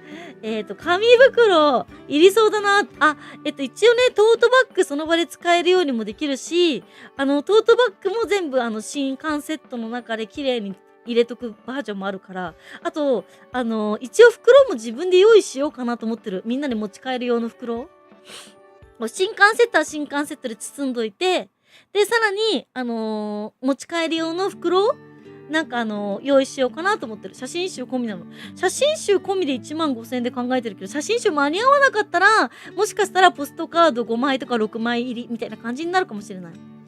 またくれて買います。ありがとう。しっかりと買います。ありがとうつって。よし、高速乗らん。俺もやばい。まとめて買いに行ってくだ。いや、でもね、エリュちゃん、1000度でありがとう本当にありがとう。なんかね、あれなんだよね。新刊セットくださいって言われると、毎年私ね、冬込みはね、ちょっとね、みんなにはね、あんまり言わないけど、ずーっとコスプレとかで参加してた時にね、いつも年末なわけじゃないですか。で、その時にね、みんな新刊セットくださいって言ってくれるんですよ。新刊どれでしたっけ？あと夏参加してないんで、夏の新刊もくださいとかね。わざわざみんな言ってくれる人がすごく多くて、ありがたいことにね。なんかね、もうみんなめちゃめちゃ忙しいから、あんまり一人ぼっちになる時間ってほぼないかったんだけど、でもそのなかった時間の中でもね、結構ね、裏でこそこそ泣いてたりした。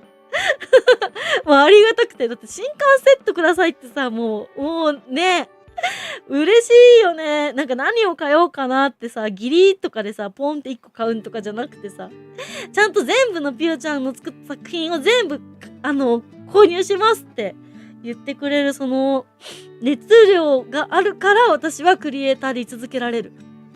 冬コミ来てもどうせピオニーのブースしか行かないから特に着るすことないもし参加するとさ、冬コミ初参加になって少しドキドキするな。でもピオちゃんに会いたいから頑張ろう。ほんと、レイちゃんいらっしゃい。来てくれてありがとう。わかんないことあったらね、たくさん聞いて、他の人もね、冬コミ初参加の人多いから、冬コミはね、比較的ハードルがね、低いから。だから大丈夫だと思う。セット欲しい。本当にありがとう。東京のライモン見て帰るかって。ないぞね。抹茶か。抹茶？いや、普通のノーマルナチュラルいいですよ。こまっちゃんいらっしゃい。コンピオニーです。来てくれてありがとう。今ね、冬コミの話してた。新刊セットと写真集って考えてたか驚いた。いや、新刊セットだけで13,000円で考えてて、グッズだけで。で、さらに写真集をもし作るんだったらそれは2,000円だから、それ全部含めて15,000円。で、ちょっとこれ、新しく来た人は聞いてないからあれだかもしれないんですけど、私そもそも今年の夏に今住んでる家の屋根と天井に穴が開いて、修理代を夏コミの売り上げに使わなきゃいけなかったんで、なんでみんなからいただいたお金っていうのは基本的にみんなに還元するものだと思ってるから、次のグッズとかに作る時に自分の売り上げほとんどなしにして安くみんなに提供するっていう姿勢を保っていたんだけど、今回初めて皆さんからいただいたお金を自分自身のために使ってしまったので、冬コミは売り上げなしで、ほとんど売り上げなしでみんなに安く提供するっていうお約束でね、屋根を直させていただきましたんで、なのでね、多分他のサークルさんから見たらびっくりするぐらい激安だと思います。こまんちゃんいらっしゃい、来てくれてありがとう。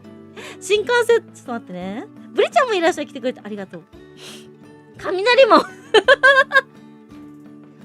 いや、雷門って言ってましたよ、私は。私はさっきから雷門って言ってましたよ。配信来れない日はピオニーちゃんのアクスタと一緒にいてるよ。どういうこと待って、私の配信に来てない日はさ、何してるの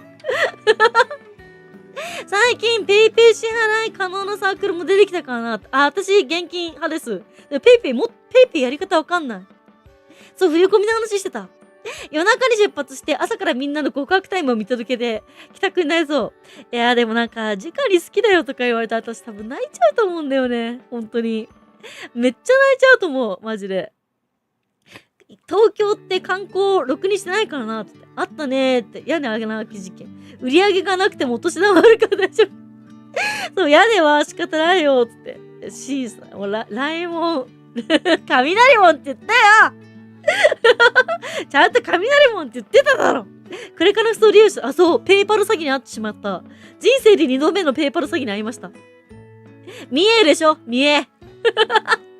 君たち私のことバカにしすぎじゃないですか。私だって漢字ぐらい。あれですよ、ちょっと。ねあれですよ。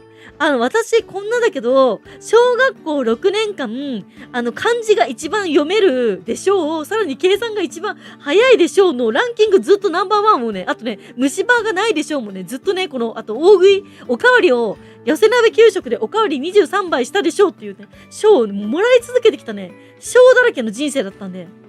なので、私がね、読み間違えるわけないじゃないですか。漢字を。ね。ハティお疲れ、コンピョニーです。かわいい主張。いや。私はもう作る作品、美術とかね、図工の時間に作る作品、全部がね、教科書に載りますとか、賞を取りますとかね、そういう話をされてて、で、さらにね、寄せ鍋給食でみんながね、1杯か2杯しか食べない中で、私は23杯という記録をね、もう2年連続で叩き出していて、で、さらに虫歯がないでしょうと。もう本当にもう、賞もらわない月はないでしょうぐらいのね、賞まみれの人生だったから。なので、そんな私が漢字の見間違いなんてするわけないじゃないですか。やべえ、これ以上、抜きの巨人に消化されてしまったことピオに読みも強いその反応がいとして、なんでよちゃんとできるんだよマジで本当に、苦問式通いまくってたから、暗算の神だったからね。私本当にね、もう、お金に関することに関してはね、めちゃめちゃ暗算得意だから。これぐらいでこれだけ頑張って抑えればこれだけの出費が出て、で、だけどこれだけで抑えればこれだけでどうなってもこれだけで安くできるみたいなね。一生懸命毎日考えてるんですよ。寄せ鍋給食なんかね、1ヶ月に1回ランチルームっていう結構こじゃれたお部屋があって小学校にね。で、そのランチルームですき焼きだったりとか、寄せ鍋だったりとか、そのちょっと特殊な給食を食べれるのがね、月に1回あって、で、その寄せ鍋給食、その日は寄せ鍋を食べるっていうね、給食だったんだけど、で、大体さ、6人ぐらいの班でさ、1班、2班、3班、4班とかあるじゃん。なんだけど、私一人で、自分の班の、鍋を全部食い散らかして、さらに他の鍋も全部食い散らかして、全部で23回おかわりしたでしょ、つってね。そう、そういう記録保持者でありますね。なんかね、その時、私ね、家のご飯が、実家のご飯が、結構父ひろしがね、クソみたいな男だったから、お刺身とか出るじゃん。お刺身とか私が食べようとすると、でね、なんか、舌打ちされちゃってたから、あんまり食べたいものを食べれなかったんですよ。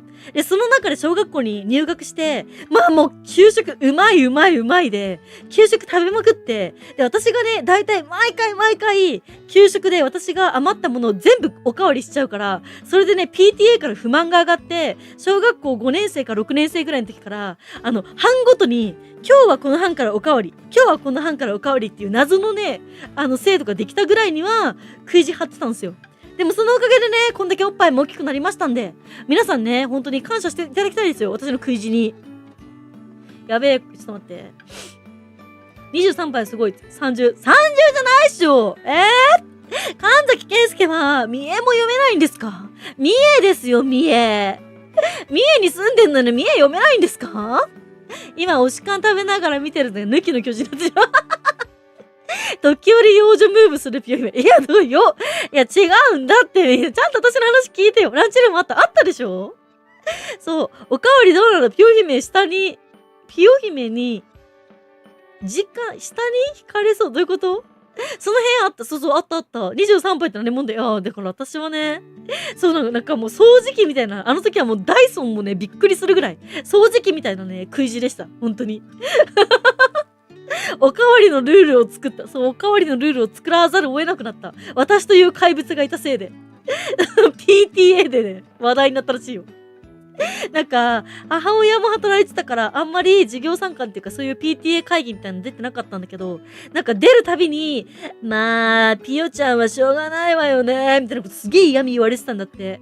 だけどね、中学で、中1の時は違かったけど、中2、中3でね、本当にパパ活しかやってないようなビッチしかいない、本当パリピの集団のね、学校っていうかクラスに配属された関係で、私がすごい勢いで学力を手に入れて、誰よりも進学校に行ったから、あの時ね、悪口を言った女たち、ざまあ見ろと思ってる母親たちね。ざまあ見ろ！まあでも結局進学校に行ったからって言って、いい職についてるかっていうと、まあ未だに学生なんですけどね。自分よりも子供に食べさせる必死はね、いや、ピオニー家の食事って、おかずも結構たくさんあったし、あれなんだけど、いただきますして5分後にはね、おかずが全く何もないみたいな、そういう争奪戦の中をね、ずっと私生きてきたから、だからね、誰よりもね、噛まずに食べ物を飲むみたいなね、そういう悪い癖がついてて、で、食べるのがめっちゃ早かったんだよね。さくやちゃんいらっしゃい。コンピューニーです来てくれてありがとう。日本の給食って世界から見ても素晴らしい、すごいらしいよ。いや、そうだろうね。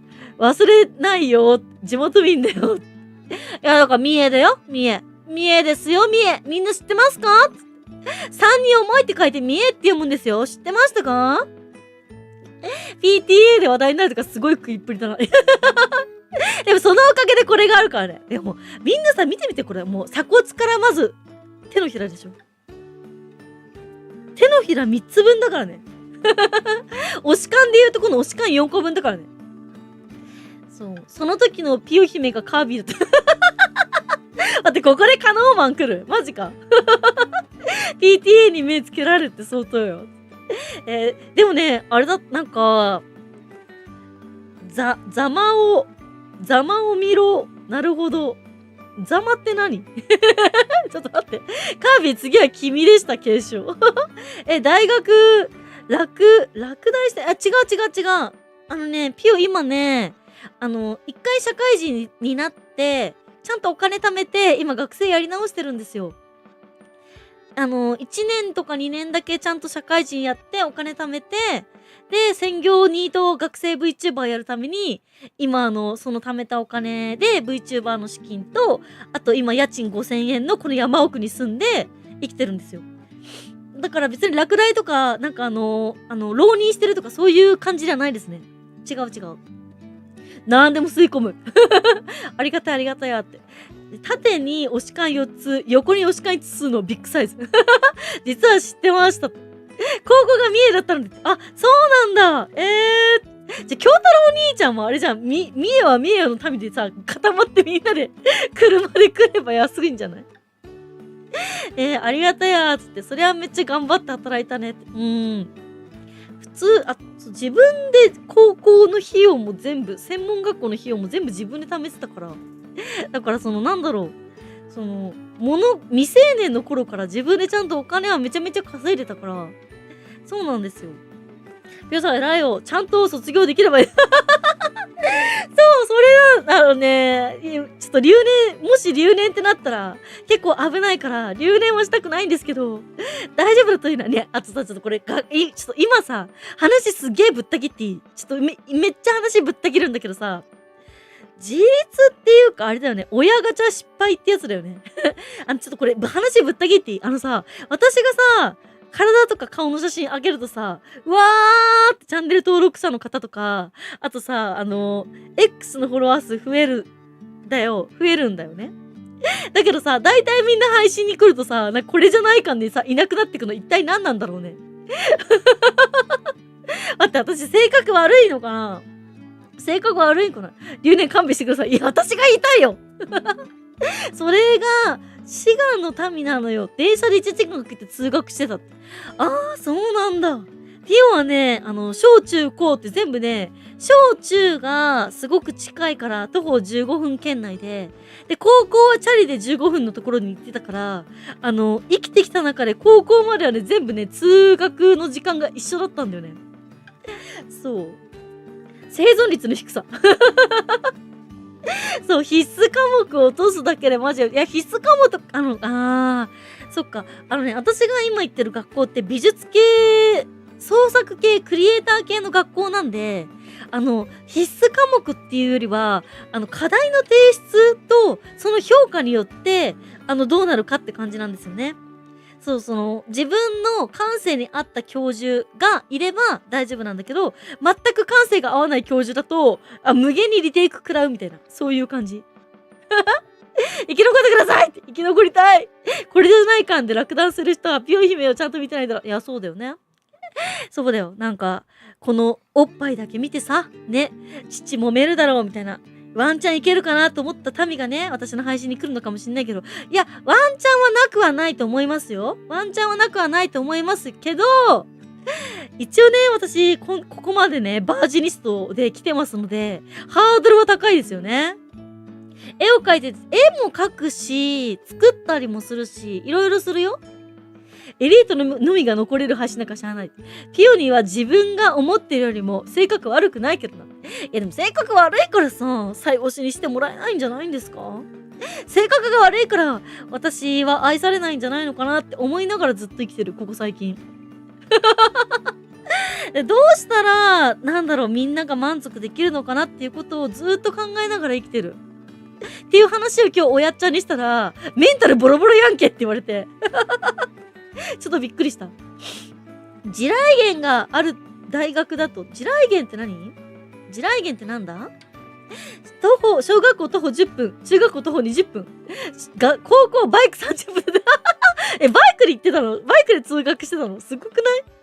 期待に抜かれた弾痕のみが生き残るって。話が笑えるかどうかで変わるんじゃって。姿が良くて見に待って。いや、でも、てーちゃんね、あれですよ。それは言わない方が良かったですね。それさ、遠回しに私のトークがつまんないって言ってるのと同じだよ。てーちゃん、それは、ちょっと言ってほしくなかったかな？ちょっと悲しいかな？可愛いし、性格良いし、コメントの切り返し面白いし、真面目な時はすごく言うこと言うのに、それらを見落とすなんてもったいない。悲しだよ。ピョギマ性格もいいよ。軽いリスナーが悪い。軽いリスナー確かにね。すぐね、突っ込めるマンホールだと思うなよ。こちとらもうバリバリのダイヤモンドバージンだからな。俺はピオ姫が採用し、楽しい。確かミッチンはね、そうだね。性格が悪いではなくて、ド S という喜ぶためも、私ド S かな？クソド M なんだけど。クソド M じゃなかったらこんなとこにいないと思うよ。性格が務めようと思います。気持ちの持ちようですかね。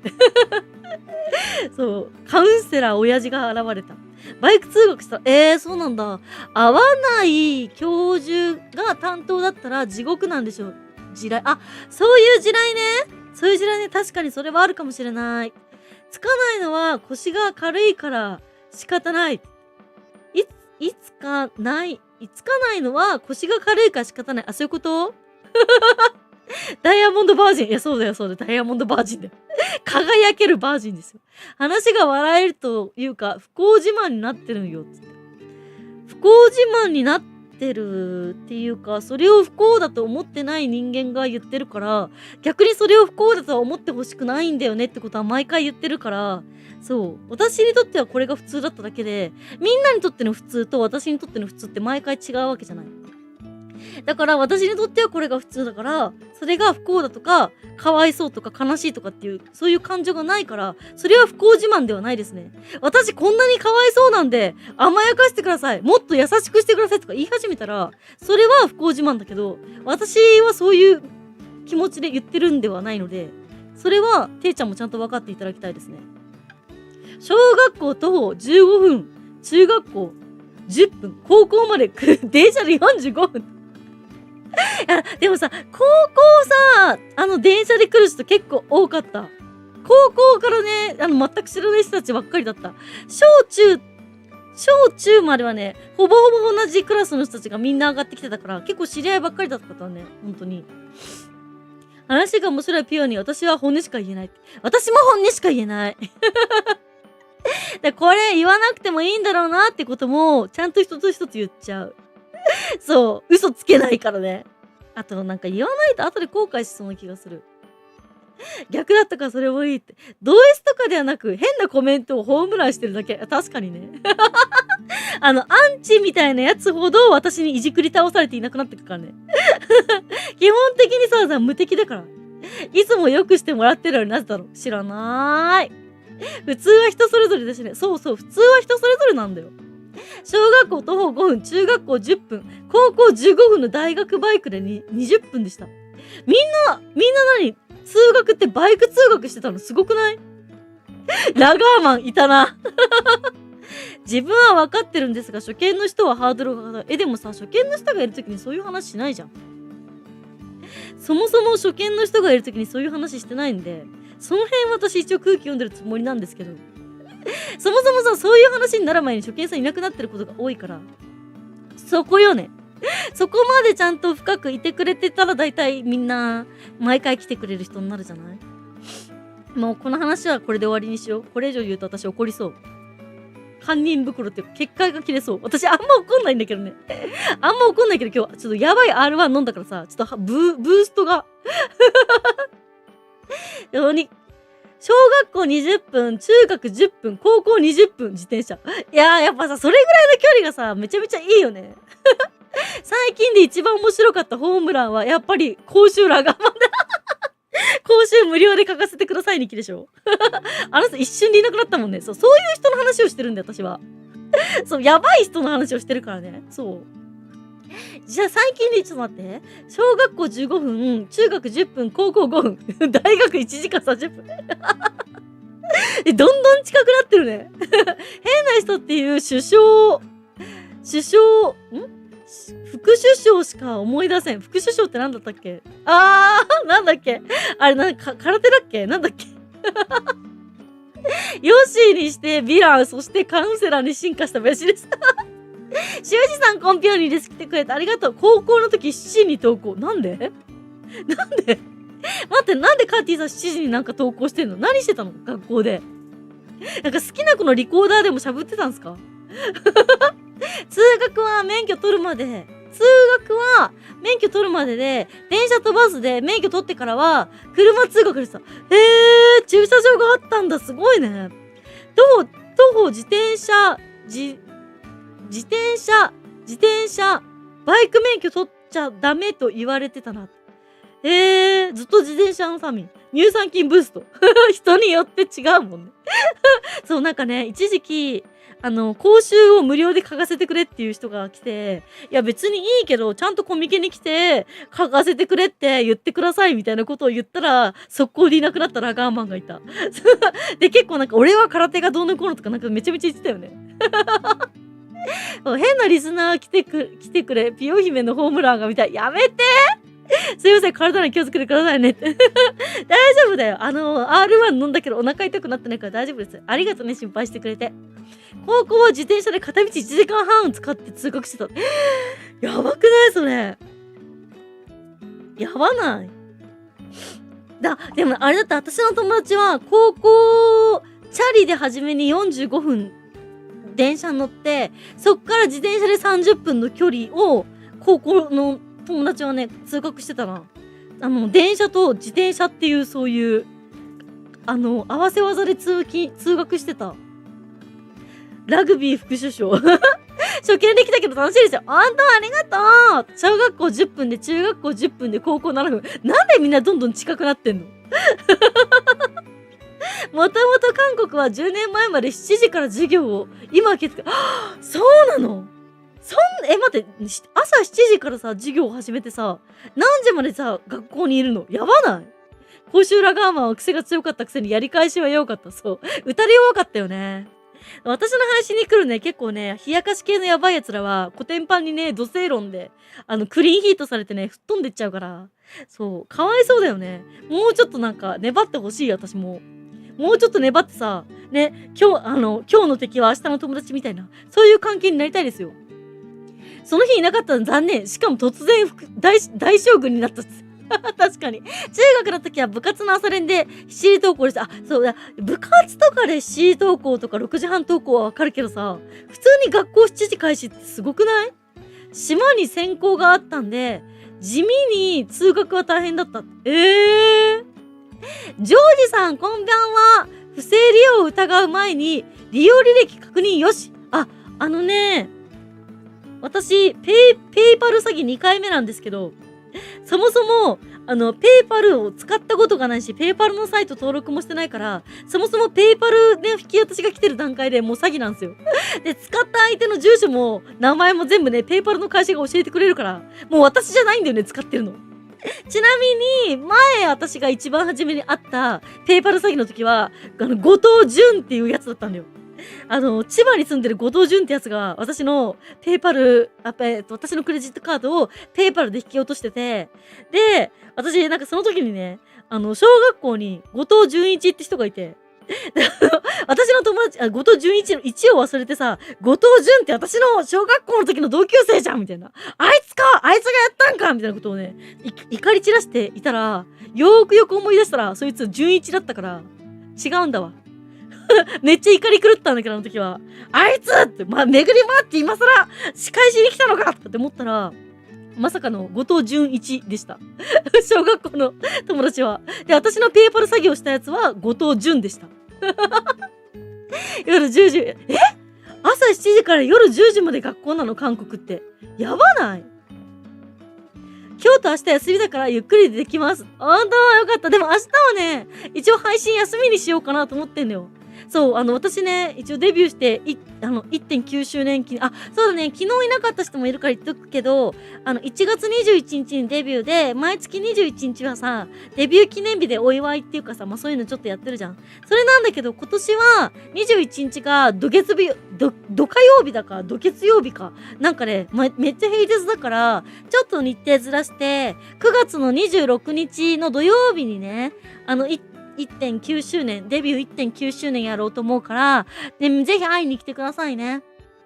私は小学校5分着くくらい近かった。最高だった。なお今は。高校の思い出から友達と朝早くて、カップラーメンをクラスで食してたくらいかな。いや、めっちゃなんか平和でいいじゃない。格闘技をやめて負けるからといって逃げ出しました。そっか。7時から夜10時までだってすごくない？何学んでるんだろうね。いろんな人がいるよねって。韓国って朝何時限まであるんだろう。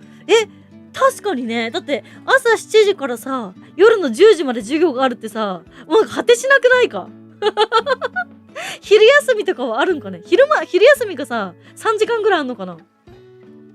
そう。韓国だなーって。よくゲームしてるので、頭の回転はかなり早いです。だってゲームしてると頭の回転速くなる。順による勘違い。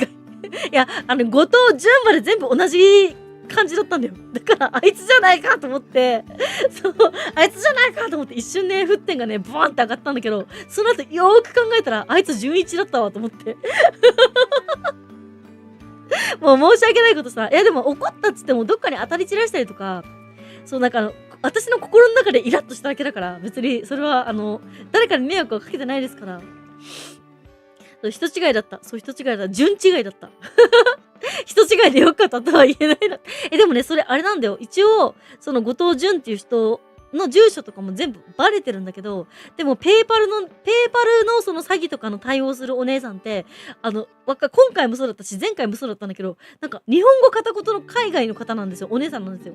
で、一応これって警察とかに出した方がいいんですかねみたいな話するんだけど、ペーパルの会社自体がそういう詐欺とか横行してるから、返金対応とかにしっかりしてるし、あと多分この後藤淳さんってのも、多分名前使われただけの、本当になんかなんだろう。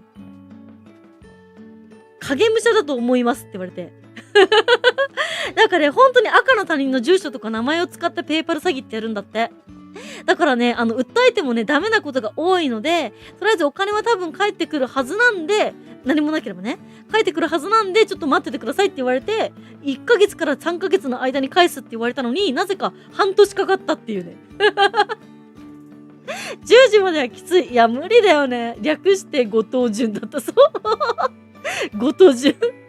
かわいそうだな。趣味のために、食堂のおばちゃんに100円で食べれるだけと言って、激安定食もらっていた思い出。私立かなんかね、なんか、食堂があるのって私立のイメージだよね。高校は男子校だったから良い思い出が少ないな。ていちゃん。あるね、これね、しょうちゃんなんてね、驚愕だけどいい思い出ないから。そう、しょうちゃんに至っては、頑張って、共学の大学に行って、頑張ってオーケストラ部に入ったのに、まさかの、風な展開一度もなくてって。そう、だから、そう、共学に行ったからって、風な展開があるとは限らないんですよ。私もちゃんと共学の高校行ったけどさ、ただの不女子にされて終わったからね。ペーパルってその詐欺あるある。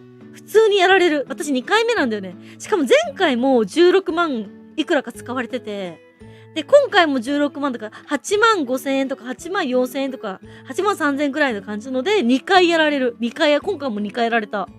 てかさ、寝起きにそれマジきついんよな。純一さんのとばっちり。でもちょっとね、後藤純一は、ちょっと私のこと好きだったっていう、そういうね、噂もあるから。で、私はでもね、後藤純一好きじゃなかったんだよ。なぜかっていうと、前歯に虫歯があってさ、前歯に虫歯が、ちょっとわかんない。みんなはね、わかんないかもしんないけど、私ね、一番初めに、この人の好きかな、好きじゃないかなって考えるときに、一番初めに考えるのが、この人とチューできるかなって考えるの。そう。この人とだったらチューができるかなって考えて好きか嫌いかっていうのをね、今まで判別してきたから、それ前歯に虫歯がある人とはチューできないから、だからちょっとね、彼は論外だったんですよ。ペーパル悪い。そう、ペーパルは怖い。ペーパル怖いんだけど、クレジットカードを使った瞬間とかに、情報を抜き取られるんだって。でも私基本的に病院行くときぐらい、病院とあと公共料金を払うときぐらいしか、クレジットカード使ってないから今、昔はね、廃課金税だったから、ソシャゲ沼にハマっていたけど、今は全くそういうことがないから、病院で多分情報抜かれたんだろうね。いや、国立。国立で大学だっけ？後藤淳も名前を使われただけってこと。そう、後藤淳も偽名かもしれないって言ってた。ペーパル作ったの今の X らしい。おい、X! 詐欺に対して一回払わないといけない。そう。詐欺だって確実に分かってても、一回は私が払わなきゃいけないから、きついよね。悲しいなって。うちも驚愕だったな、ノーコメントで。いや、あなたはちゃんとマンホール開拓したじゃないですか。親父はちゃんとマンホールをね、突貫工事して今があるじゃないですか。ね。この配信に来てる民は私も含めて、誰もマンホールだったりとか、このダイヤモンドバージョン貫かれたことがないね。無工事の人たちだから、あまり口を出さない方がいいぞ。最近漢字で5とかするけど、読みが難しい。勉強になるわ。私もやろうかな。寝起きはきついでしょ？寝起き一発目になんかもうバーンって、携帯の画面に、必ず確認してくださいみたいな、なんかそういう、要確認みたいなのがガーンって出て、なんだよって思ってさ、見たらさ、まさかのさ、これ使った覚えありますかみたいな、そういうやつでさ、もうめっちゃ怖かった。確かに前歯に虫歯はチューをためらうでしょ？チューは重大事項。いや、カティとはチューしないよ。申し訳ない。世界で、世界中に私とカティだけになったとしても、カティとはありえないから。ごめんね。先に言っとく。カティとはありえない。ごめんね。私教育だったのに彼女もできたことないぞ、つって。それはあれじゃない？カンちゃんがさ、己の右手でもてあそんでいたからじゃない？そんなこと言ったら私だってずっと驚愕だったのに告白されたことないんですけど、ずっと驚愕だったのに告白もされたことないんですけど、どうしたらいいんですか？やっぱある程度現金を貯めないといけないって怖いな。待って、翔ちゃんさっきのさ、翔ちゃんの暗黒時代の話したのはノースルーなんですか？男子校で近くの女子校があったが、彼女できなかったっつって。いや、でも彼氏はできたんでしょ？ザムちゃん。ザムちゃんは彼女はできなくても彼氏はできたんじゃないですか？驚愕のはずなのに男子校なクラスだったな。そんなクラスあるん？マイクで隠れてるけど、服下がっては気のせい。服下がってきてないともう大丈夫だよ。全く隠れてるから。大丈夫大丈夫。あ、はやっちゃんコンピョニーです。自分は高校は驚愕でした。今ね、みんなで不幸自慢してる。これを不幸自慢って言うんだよ。この、驚愕だったのに。ちゃんと働いてんのに。もう人類の半分が女なのに。男なのに。告白もされたことない。彼氏彼女できたことない。者たちの集まりだから、この配信は。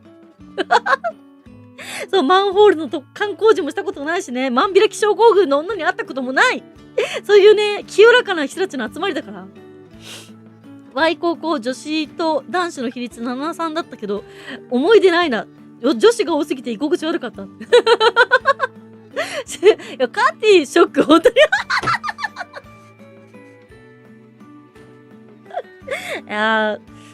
いや、でもちょっと、カティだってさ、だってカティってさ、私とチューしたいの？驚愕良いな。女子マネージャーいる時点で負けた気分。女子マネージャーってさ、なんかクソビッチなイメージだった。すごいなんか野球部のマネージャーやってる子たち3人ぐらいが同じクラスだったんだけど、そいつら軒並み野球部とやりまくってて、なんかもうみんなさ、穴兄弟になっててさ、夏休み終わった後。なんかそれ、私はね、本当にそういう話、直接聞いたことがなくて、後ろで話してんのを小耳に挟むタイプの、そういう友達いないクソ陰キャだったから、寝てるふりしてるだけみたいな。本当にね、なんかもうこの世って何なんだろうってね、本当に思ってた。驚愕やな、ちょっとと思って。我が輩、女子に口に芋けんぴ詰め込まれたことしかない。あれじゃん、髪の毛に芋けんぴついてるよってイケメンのやつじゃん。彼氏はいらんだろ。でもさ、ザムちゃんね、もし彼氏いたっつったら私多分そこで DM して、どういう状況で何があって、どういう関係だったのかみたいな、そういうの事細かく聞いたかもしんない。私とワンランク上の仲になれたかもしんない。カッティさん落ち込まないで。多分自分もありえない中に入ってる。京太郎兄ちゃんはまずその出っ張った腹をなんとかするとこから始めないといけないよ。チューする前にさ、私の巨乳の M カップとあなたの巨大な出っ張った腹がさ、トランポリンになって無限にさ、S 極と S 極みたいにブワンブワンブワンみたいになっちゃうかもしれないから。だから無理よ。まずはダイエットからしないと。工業高校は実質お男子校とか、なんかさ、ちょっとだけ女子いるよね。ちょっとだけ女子いるからさ、その女子の争奪戦になるんだよね。トードちゃんいらっしゃい、来てくれた。ありがとう。もう終わりや。何が学校のことはもう終わったこと。今はいかに社会に生き残れるかです。でも、翔ちゃんはピオンのことが好きでしょ？私も翔ちゃんのことが大好きだから、翔ちゃんがちょっと彼女ができたから配信に来るの今後やめますとか言われたら結構、1週間は配信しない自信ある。確かに告白されたことないでしょ？カティさんと草、マンホール突貫工事頑張れ。みんなエール送られてっけど、おやっちゃんはマンホール突貫工事済みの男だからね。みんな。おやっちゃんはうちらと同じ土俵じゃないよ。ワンランク上の土俵にいるからね。みんな。これをね、煽りと取るか、励ましと取るかは、君次第。なんか本当にショックなんだ。待ってカティ。あなたは自分がショックだって言う前に、そもそも私とチューしたいんですか？そんなエロアニメみたいな学校だったの。ほんとうちの学校マジね、ほんとにね、下半身だらしないやつしかいなかったからね。やめてよ、とするわ、つって。男子校じゃ告白も何もない友達と映画行くぐらい。いや、男子校じゃない共学でもダメな人たちばっかりだからさ、ダメだよ。ちょっと待ってね。なんだこれ。よいしょ。コメント流れちゃった。カディさん気を強く持って。痩せたらしてくれるという可能性がチュー？待って、京太郎お兄ちゃんって私とチューしたいんですか？まずそこだよね。君たちさ、うかつにそういうこと言うけど、私はちゃんと言ったことは守るタイプの人なんですけど、君たちは、そもそも私とチューしたいんですか？うちは男子校だったから、女っ気がなかったから、全裸で授業を受けるやつがいてから。なんかさ、私が通ってた学校もちょっと頭おかしくて、なんか突然さ、校庭の隅にね、なんかドラム缶を持ってきたやつがいて、で、なんだろう、大体さ、教室から校庭って窓の側の人見えるじゃん。で、突然ドラム缶をね、担いでてゴロゴロ回してきた先輩がいてさ、で、その先輩が突然ドラム缶を持ってきて、あいつ何やってんだろうねみたいな話してたの、授業中に。そしたらその先輩が突然ドラム缶の周りで焚き火し始めて、突然さ、全裸になって、ドラム缶風呂始めたぐらいのね、やばい学校だった。なんか、お金ないからっつって、風呂入れないからっつって、学校にね、ドラム缶風呂を作って、全裸になって校庭で、ね、お風呂入ってる先輩がいたよ。修学旅行すらなかった。修学旅行なかったんだ。いや、それでも結婚できるんだという激励と思っておく。あ、りゅうしちゃんいらっしゃい、コンピョーニーです。今日、こんばんは。4個もボインボインしてるトークで腐って。ちなみに、2次元より3次元のがボインボインなんだぜ。ピオとならチューしてみたいな。トドちゃんはそもそももっとたくさん配信に来て、ピオと仲良くなるとこから始めてください。したいよ。でも京太郎兄ちゃんってさ、女なら誰でもいい節あるよね。私はしたいですよ。神崎圭介は、ならしても全然いいと思う。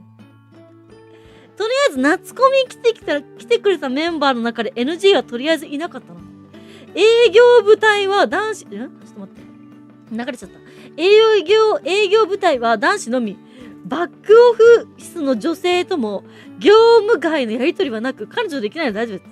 だから、そんな中で翔ちゃんがさ、いやー、ピオ姫に会って、ピオ姫が可愛いと思って、コミケ行こうと思いましたとか言ってさ、で、そういうこと言ってくれてた人が突然来なくなったりとかするわけですよ、配信に。だから、なんだろう、私がみんなのことを愛する気持ちよりも、君たちの気持ちの方が軽いってことをね、毎回思い知らされて、踏みにじられるのなんか、ミミズみたいな気持ちになってたんですよ、最近。村田さん結婚して子供もいるだけ勝ち、いや、村田学は勝ち組よ。日本が誇るパパさんですよ。村田学には頭上がんないから。チューするのはなんかピオ姫に触れるよりも上の覚悟がいる。まだ会ってないし、私としたいという気軽に言えない。いや、何の覚悟がいる。それはチューしたいよ。カンちゃんとはチューできるよ、全然。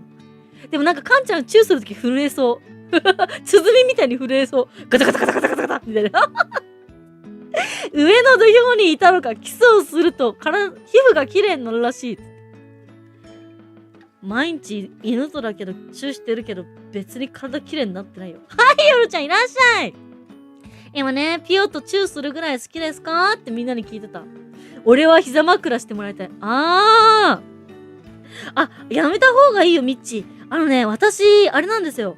乳もでかいけど尻もでかいから、太ももがね、すっごいムチムチなの。だから、なんていうのかな。膝枕の多分高さが、痩せてる女の子みたいな感じの高さじゃないから、だから首痛くしちゃうかもしれないよ。戻りました。どこ行ってたんですかアッピー。校庭の風呂場、そうそう、高校とかじゃなくてね、その上の、専門学校の時に、専門学校は結構山の中にあったんですよ。そしたら、その専門学校に片道通いだ、お金がなくなった先輩が、突然なんか山で山小屋みたいなテント泊みたいのしだして、山賊になってしまったことがあって、その山賊になった先輩が、そのドラム缶風呂をね、校庭で全裸になって風呂入ってたって。お買い金がないけどドラム缶いっぱいとか、いや、だからなんだろう、そういうものがたくさんある学校だったんですよ。いや、あれはね、結構驚愕だったよ。やっぱりね、なんか生き切ってる人ってのは、やっぱ生き切ってるんですよ。お金ないけどドラム缶引っ張ってこられるか。地下や隠された部屋があって見つけた生徒たちが校則違反なことを使ってたけど、教師に見つかって、てか、何それどういうこと地下都市ってどういうこと校庭で焼き芋ならあるけど。ティオニーは寂しがり屋。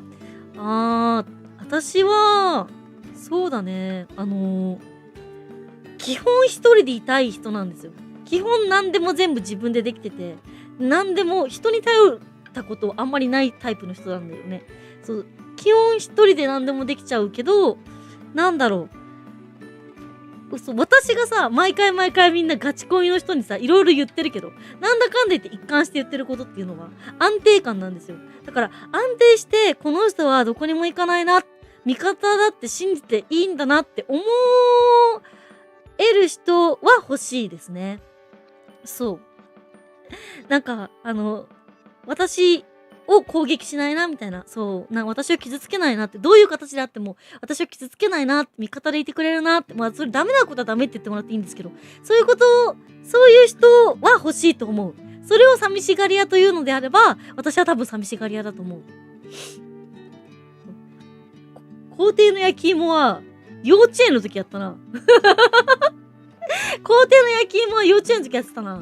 ただなんか焼き芋の煙がめっちゃすごすぎて、そこで喘息出して、結局芋を食えずにね、早退したっていう悲しい思い出がある。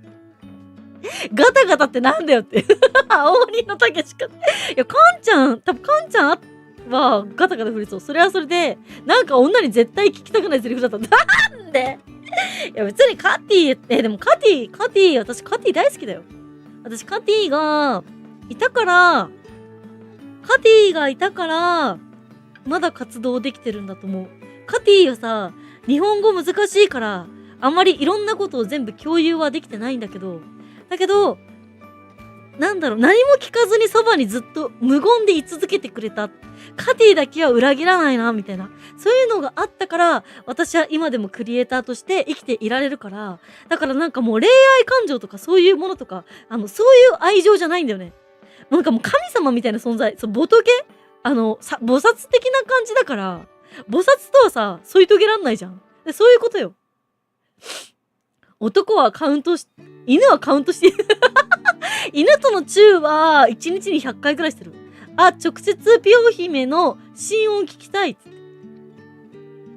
じゃ、コミケにおいで。コミケにおいで。ちょっと待って。どこまで太ももムチムチやん。いや、ムチムチすぎて、多分、お尻もね、私、あれだから、おっぱい145センチ、尻120センチ、アンダー70センチだから、多分ね、首痛くなっちゃうと思うんだよね。だから、腕枕のがいいかもね。腕枕でおっぱいしゃぶってるくらいのがいいんじゃないですか。山賊になってしまったね、先輩もいた。なんか建設途中で中止になり埋められた部屋があって、何それ怖いんだけど。風呂は全裸で入るもんだろうって言いたいけど、そんなオープンなのちょっときつい。普通にね、ドラム缶持ってきた後に全裸で向こうからどんしどんし歩きに来て、あれ裸だよねみたいな感じになって、わちゃわちゃしだして、で、その後、風呂にしばらく入ってから先生たちに取り押さえられてて、全裸で。やめろーみたくなってて。めちゃめちゃ面白かったよ。ボンキュッポンの見本のような体でしょつって。そう、ボンキュッポンの見本のような体だけど、まあ。見捨てない、裏切らない、無害と信頼できる相手が欲しいのは、推しもある感情だと思う。つって。なるほど。いや、なんだろう。なんかね、喧嘩とか、私、毎回っていうか結構言ってると思うんだけど、お互いに完璧な人間なんていないじゃない？だから、間違ったりとかミスしたりとか、相手を傷つけてしまうこともあると思う。でもそういう時に、俺傷ついたよ、私傷ついたよ、こういうこと言われると嫌なんだよっていうことを、ちゃんと言い合える中でありたい、みんなとは。なんか、こいつこういうこと言うから、ちょっと気分害したからもう離れるわ、みたいな、そういう感じじゃなくて、私はちゃんとみんなと話し合いができる関係値でありたいと思う。そういう意味でね、この人たちならちゃんと話し合えるし、なんかこういうことも共有できるし、いいなみたいな。ちゃんとした人間関係築きたいなと思ってる。そういうこと。そう。なるほどね。安定感を手に入れるために半年間かかさせなきてます。いや、カムイちゃんは頑張ってくれてるよ、めっちゃ。オープンすぎる山賊先輩。フルチンをね、お父さん以外のフルチンを初めての時見たから、遠くからだけど。多分、うっすらとフラフラしてた気がする。高校の時に焼き芋した。性格的にアンチとか湧かなさそうだから否定し、アンチめっちゃ来るよ。アンチ来るんだけど、私が、めっちゃ立ちにして、返り討ちにして、アンチがね、逃げて帰ってく。こいつは手に負えないみたいな感じで。結構冷やかし系とかね、そう、来るんだけど、土星論でね、ぶっ放し続けると、大体みんなね、いなくなってく。こいつは勝てんみたいな感じで。安定感、難儀ですね。うん。いや、でもさ、なんだろうね。なんだろう。安定感。守り神的な、カティは守り神的な感じだよ。そう、菩薩とチューしても罰は当たらないと思うんだから。だってさ、カティさ、あれじゃん。なんか、私のサークルとか来てもさ、物買ったら速攻でどっか行っちゃうから。戻ってこないじゃん、カティ。一瞬の出会いだからね。そう。ワイルド山賊先輩、それは見てみたい光景だな。全裸で取り押さえられたのとクソ面白い。いや、ほんとにね、やめろーとか言って大騒ぎしてたよ、全裸で。フルチンで。で全裸は確保されてからそう。認め合える関係だ。そうそう、認め合える関係ね。人間関係大事。そうだよ。ワイルド。芸人のスギちゃん的な。いや、スギちゃんは履いてるじゃん。ね。全然履いてんじゃん。私の先輩は全裸で校庭でドラム缶風呂に入ってたからね。安心できない履いてませんから。しかもなんか、火の始末も大してできないしさ。言葉は尖って、言葉は刃って言うからね、自分気をつけてる。全裸確保、時代が時代ならあだ名では。草薙剛になった。そういえばなんか、あの人なんか暴れ倒してたらしいね。攻撃はしないよしだけど。食べられちゃうんでしょ、でも。でも、あれだな、おやっちゃんもいつかね、ピオにね、あれですね、なんかミラコスタをね、提供してくれるんじゃないかなってね、ちょっとね、思ってますよ。ミラコスタ行きたい。ミラコスタ行ってみたい。攻撃、ちょっと待って、アンチはホームランされてほしいんだ。アンチいるのわけわからん。いや、あれなんだよ。私が無駄に巨乳だから頭が軽い女とか、股開き症候群みたいなさ、そういう股の軽い女みたいな感じで、ワンチャン狙いに来るタイプの、なんかなんだろう、ネット陽キャみたいなやつ。実際は多分陽キャじゃないんだよ。実際コミュ力そんなないんだけど、でもなんかネットだから生きれるネット弁慶みたいなやつらがたまに来るの。たまーにね。そいつらをね、もう、ちゃんと真面目に正論で答えて、もう、ちゃんと対応してあげるから。そう。そうするとそいつらは負けを認めていなくなる。安定感か、安定するかどうかわからないけど、配信にはできるだけ毎日来る努力をする。いや、その努力が嬉しいよね。ありがとうって思ってるよ。大きな煩悩が4つもあるのに、良い話を聞くことができました。待ってね。ハイメガちゃんさ、日本語ちょっとおかしいよ。いや、これそう、思考の玉だからそう。犬やさで言うとこの思考の玉ですから、この4つのおっぱい。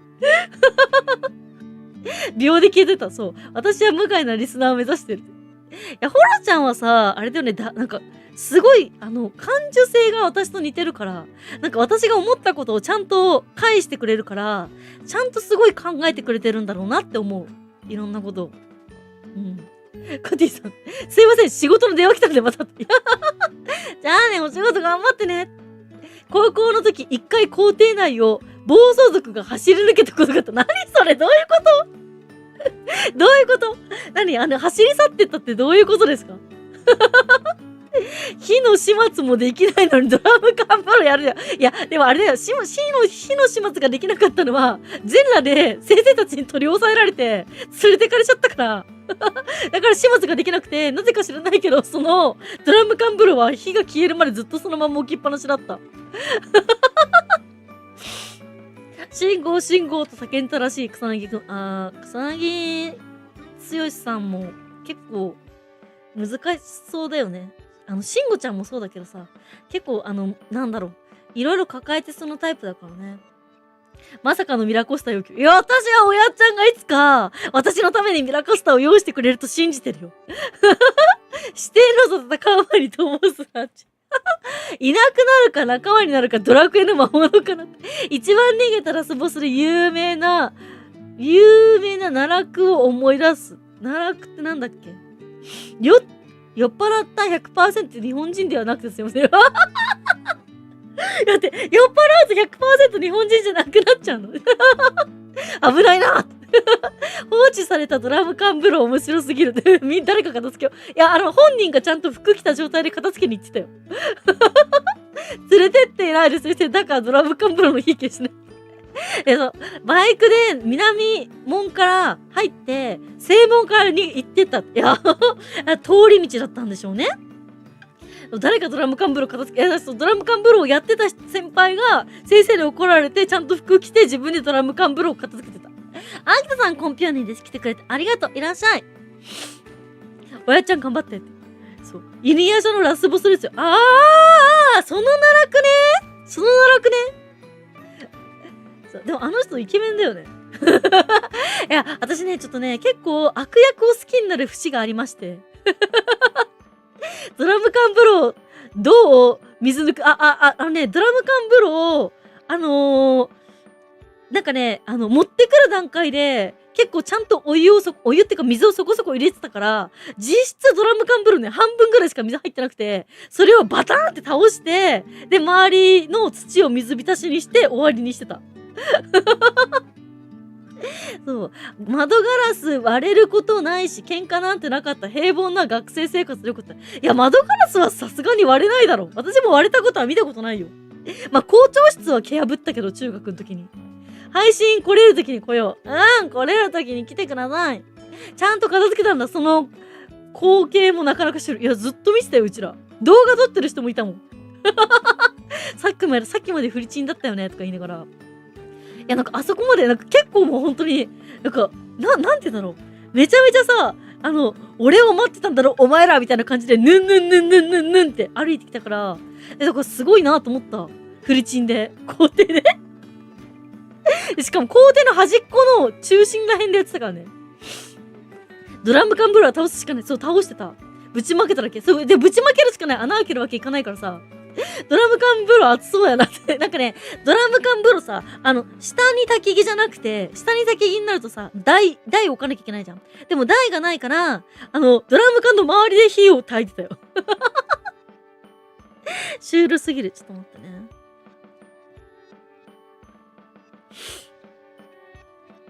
よいしょ。窓ガラス割ったことある。清掃中にやってしまったこと。間違えてってことね。その先輩の動画見ていて、私は持ってない。もちろん持ってないんだけど、他の人が持ってる、多分。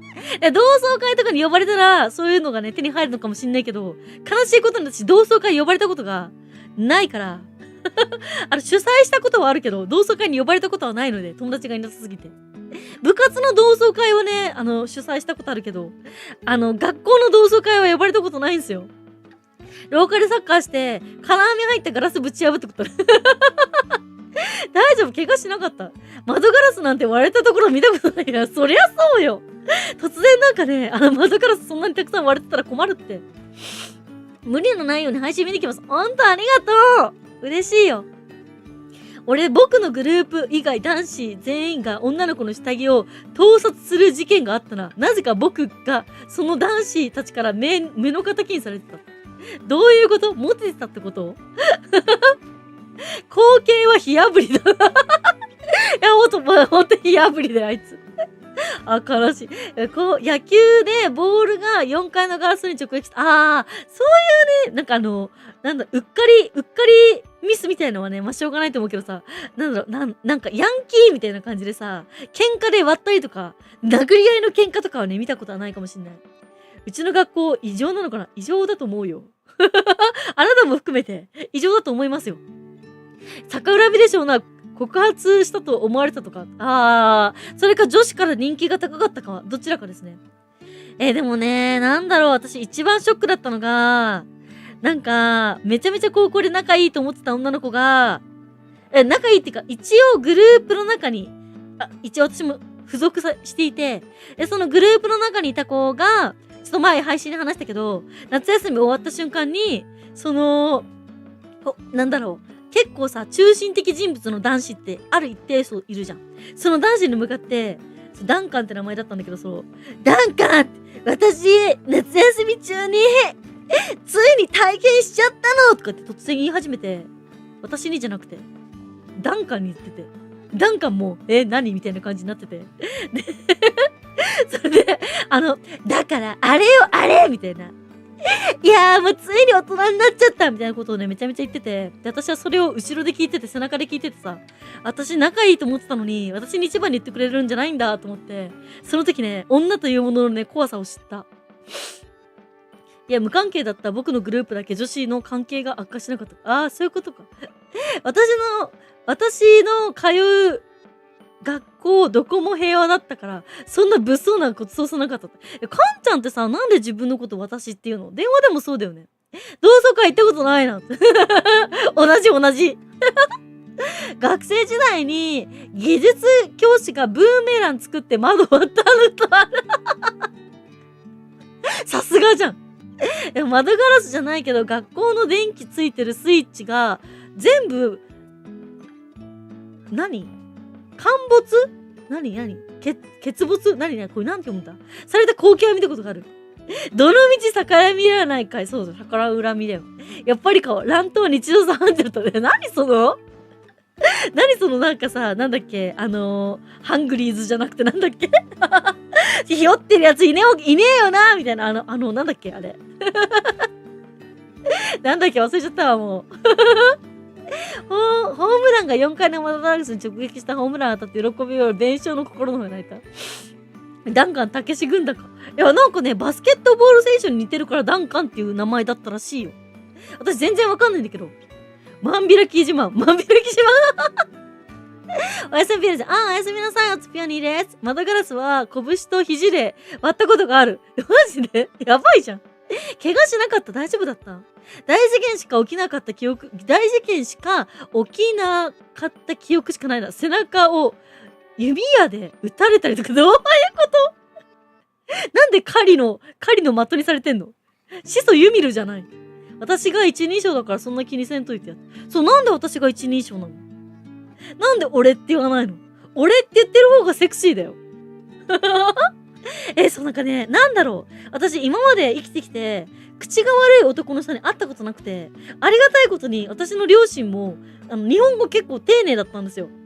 だからね、なんか時たまね、口悪いね、男の人を見るとね、なぜかね、性的なね、目で見れるようになる。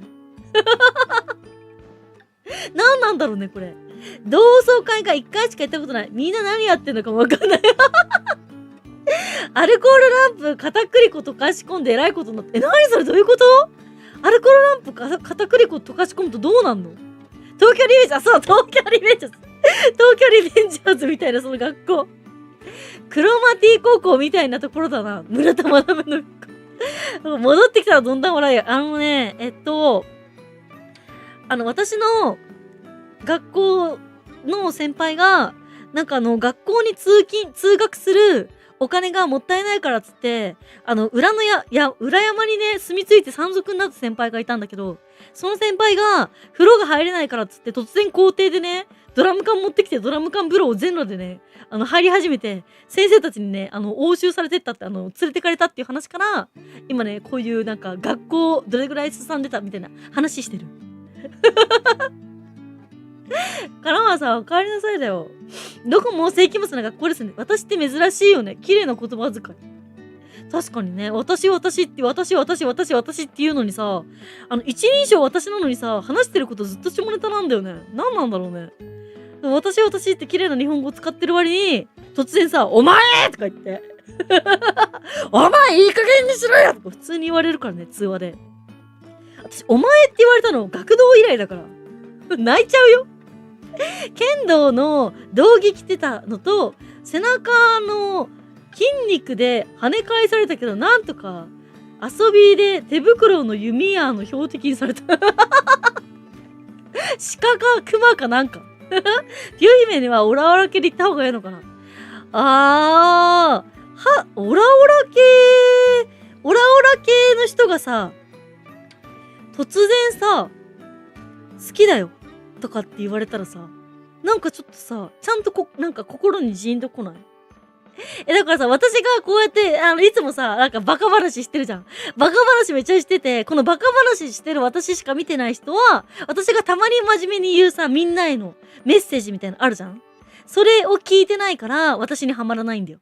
だから、なんだろう、やっぱギャップとかって大事なんだよ。そう、普段からなんか欲望を全部丸出しにしてるっても伝わらないけど、ちゃんといつも人間関係を築いていて、ちゃんと普段はそういう系なのに突然来る本音っていうのに弱いんですよ。人間は。多分。俺がクソダサく感じてきてから自然と私に切り替わった。これは高校から使い始めてる。はい、じゃないとね。ちょっと新しいシステムでやってみてください。ありがとう、ナイドね。その先輩は、ハックルベリーニでも憧れてたから、いや違う、学校が結構山の方だったから、その通学するのが大変で、通学するお金がなくなったから、山にテント泊し始めて、で、風呂入れないからっつって突然、ドラム缶風呂を作って入り始めたんだよ、校庭で。だからみんな、全クラスの窓際の人たちに、なんかフルチンを晒していたっていう。同窓会は地元にいなかったから呼ばれないな。エルちゃん風俗言ってるからね。一人称で差をつけろ。オイラって言った方が良いのか。いや、オイラは、ちょっと嫌だな。気持ち悪いな、オイラ。突然だってさ、オイラかっこ31歳でしょ。オイラかっこ15歳ならわかるけど、オイラかっこ31歳はちょっと、じゃあ29歳だ。オイラかっこ29歳はちょっと嫌だな。わからないで仕事で癖づいて一人称を私使うことが多くなったの。翔ちゃんはさ、やっぱ言葉遣いめっちゃ綺麗だよね。翔ちゃん、ホロちゃんとか言葉遣いめっちゃ綺麗で、あれだよね、共感性高いよね。カノーマンさんに至ってはさ、そんなことないよーみたいな、そういうことしか言わないから。カノーマンさんの通話ってさ、私が一方的に喋ってさ、カノーマンさん、みたいな、そういう返事しかしないよね。今思い返しても、なんか、恐竜みたいな声してる。オラオラ系って、ジョー太郎みたいな感じ。ちょっとジョー太郎はきついから、できればね、歌教員のり焼き的な感じにしてもらったら。そう。うちの学校、ビーバップかなんかの元になったとか言われてた。そんなにやばいの？29歳、ごめん、29歳、すぐ訂正したから、セーフにして。あの先輩は今頃の人、先輩はね、でも、芸術レベルは高かったから、ちゃんとね、今でもね、作家やってますね、芸術の。一人称は不定期に変わるかなって。花輪さん、なんというか気づいたら私呼びになっちゃった。いやー、なんかね、私呼びとか言ってるのにさ、なんか自分のチンコをむさぼってるのか、いじくり倒してるのか、なんかちょっとさ、なんかギャップがありすぎてよくわかんないんだよね。どうなのそれって。褒められたら嬉しい。仕事で私って使ってると慣れてくるよね。つってどんな返事カラマさん。っつってる。痰が絡まった恐竜みたいな。そう。どんな声っつって。歌教員も話し方、いや、歌教員のりあきはさ、やっぱりさ、あれですよ。育ちがいい分ね、金持ちな分ね、めちゃめちゃ綺麗ですよね。あとなんかベロもさ、ベラベラベラベラベラってなるしさ、めっちゃ舌遣いいいし、めちゃめちゃ丁寧に前儀しそうじゃないあの人って。もういいやめてくれとかって思うぐらい前儀しそうじゃない空城城太郎は、なんかさ、前儀を知らなさそう。オラオラオラオラオラオラっつってなんか腰振ってそう。いわゆるガジマン的な感じだと思うんだよね。そう。ちなみに、アブドゥルは、童貞だと思う。ターメリック臭いから嫌がられて、彼は童貞だと思うんだよね。うるせえな、別にいいだろうギャップ萌え。仕事は私呼びになります。なんか、仕事の時はね、そうかもね。社会人で仕事すると確かに私っていうこと多いですからね。私も話し方は気をつけないといけませんね。歌教員のプレイはかなりね、いや、歌教員のりあきはね、すごいね、なんか、前儀で1回か2回行かせてから自分も入れなきゃ、そう、礼儀じゃないみたいな、謎のそういうね、なんかマインドがありそうだよね。そう、そう、ジョジョはね、私結構ね、なんかそういうカップリングで語れるんですよ。でも、多教員は見込んで死んで、丈太郎は妻子持ちらしい。だから、丈太郎は、ね、腰振りプレスだから。ドドドドドドドみたいな。あいつはもうさ、無駄に腰振っときゃいいと思ってるから、それは誰もできますよ。歌教員のりあきはね、もう環境を大事にするから、旅に出るってなった時に多分ね、もうお別れしてると思うんだよね。彼女とかとはね、そう、行くぞってなった時に。もう、歌教員はスタンドも前儀うまそうです。歌教員のりあきのスタンドも前儀うまそう。普通に歌教員のりあきと結婚したら幸せになれそうだよね。しかもさ、歌教員のりあきのいいところって、もう髪の毛も気持ち悪いし、髪色も気持ち悪いんだけど、で、イケメンだけど気持ち悪いじゃん。だけどさ、金持ちだし、あと、すげえ独占欲強いし、分析力も強いから、なんか、いろいろわざと意地悪をして、なんかそうやって、なんかそういうド S っぽいこともしてくれるし、なんか結構、なんかなんか、あれだね、フィットしそうだよね。なんていうのかな。心にフィットしそう。コミットしそう。かぐらがざかちゃんいらっしゃい。コンピョーニーです。来てくれてありがとう。今ね、アブドゥルって童貞だよねっていう、ジョジョの話してました。多分童貞だと思ってる。で、歌教員のりあきは前儀うまそうって話してる。時止めて腰打ってそう。確かに。待って、そういうプレイ。待って、空城丈太郎。そういうプレイ。なんか、女が気持ちよがってる時に突然、時を止めて、オラオラっつって、みたいな感じで次の瞬間もう終わってるみたいな。そういうなんか、なんていうの、そういう AV みたいな時間を止める AV みたいなことをしてるってことマジマニアックじゃん。金持ってそう。気持ち悪い。歌教員生き残ってたらハーレムで家族が多いか子だくさんでいや、歌教員のりあきはね、愛人も作らずね、めちゃめちゃ、愛妻家になりそうなタイプだよね。いや、アブドゥルは、無理だよ。アブドゥルだって顔がさ、気持ち悪いもん。顔がめちゃめちゃ濃くてさ、リアクションもめちゃめちゃ気持ち悪いじゃん。なんかネチョネチョしてるじゃん。的確に癖で合う攻撃方してさ。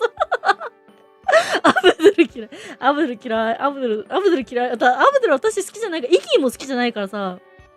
そう、イギーさ、初めの方のイギーめっちゃ汚いじゃん。まあ死ぬ瞬間はめちゃめちゃいいやつだったけど、まあでもあれだよね、なんか人は死ぬ瞬間じゃなくて、今までやってきた行いによって、変わってくるからさ。時止め、歌教員は他の男の話と私では満足できませんかって言ってた。マジそれだ。それマジそれ。なんかさ、別に男の話じゃなかったとしても、なんかさ、なんかめっちゃ怒ってそうじゃない？そういう人好き。なんかそういうちょっとなんかこじれた系の独占欲強い系の男の人が好き。で、しかもそれが独占欲って分かってないのに、なんか振りかざしてくる系の、そういう荒々しい男の人が好きですね。マジウケるんだけど。時止めは残り1割か。まさか丈太郎は時止め、時間停止 AV だった。そうです。丈太郎のスタンドは、で、そういうことはもしかして丈太郎が、なんか時間止めの AV を制作してるってこと？自分の特技を使って、スタンドを使って、そういうこと？時止め腰振り。オラララララララララっつって。時止め系。子作りした頃には多分1秒も時止めさせないよ。確かに。時止め AV。アブドゥル返す。いや、アブドゥルは無理でしょ。あんだけ体臭が臭かったらさ、抱かれる方もさ、ね、ちょっと無理だよ。私はアブドゥルとはチューできない。ポルって誰だっけ？ポルってポルナレフか。ポルナレフ私好きだよ、結構。ポルナレフ好きだけど、ポルナレフはなんかあんまりなんか構ってくれなさそうだからやだ。なんだろう、あの人さ、多分あの人童貞だからポルナレフも私童貞だと思ってるから、あの髪型的にさ、もう多分経験してないと思うの、女性は。ポルナレフは。なので、なんだろう、女の使い方がわかんないから、多分例えばね、私が、構ってよみたいなこと言うと、クソめんどくせえ女だなみたいな。これでも読んどけみたいな感じで、自分が読み終わったジャンプとかを投げつけてくる系の男だと思ってる。ポルナレフは。っと待って。ここまでポルナレフ出てこず。いや、ポルナレフ出たよ。私では満足できませんかって。アブドゥル。満足できないよ。でも、お前とは何も始まらないよ。アブドゥルごめんね。世界中でアブドゥルと私だけになったとしても、あなたとは絶対にまぐわうことはしないで、純潔を保ったまま死ぬことを誓います、私は。アブドゥル暴れて。カメラも動けないんじゃないですかねって。いやいやいや、そこは多分、ね、もう熟練のスタンド使いですから、もういけるんじゃないですかね。時停止物の9割は偽物と言われてる。つまり1割は。あ、ごめんね、時止めの、AV は10割方偽物ですね。で、もし 0.1% 本物があるとしたら、それは空城城太郎が監督のやつですね。で、城太郎が監督じゃない限り、時止めはね、できないですから。ポルナレフはスタンド的に一発終了系。そう、なんか、ポルナレフは不発に終わりそうじゃない？いざいたすってなった時にさ、いざいたしますってなった時に、なんか出ちゃったみたいな。そういう失敗系だと思うんだよね、ポルナレフは。そう。いざ本番ってなった時に入れる前にさ、興奮しすぎて出ちゃうタイプ。そういうタイプだと思う。だから、便器も舐めさせられちゃうんだよ。で、ポルナレフ3部で人気あった。いや、ポルナレフは好きだけど、いや、人気があるないじゃなくて、そう、男としての価値を話してる。ポルナレフ童貞だったか。童貞っぽくない？ジョータロは、ジョータロやディオはよく子供作るだって今ふと思って。いや、ジョータロは腰振りだから。オラララララララっつって。腰振りまくってるから、数打ち当たるみたいなもんですよ。そう。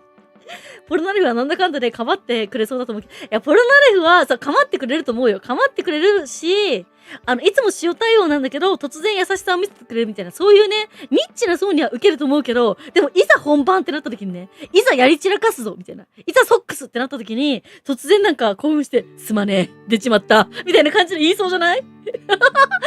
そこで言うと、やっぱり歌教員のリアキは素晴らしいですよ。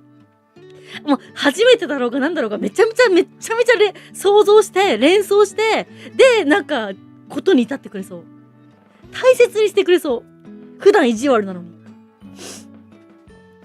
かわいそう。黄金の風ポルナレフさんだ。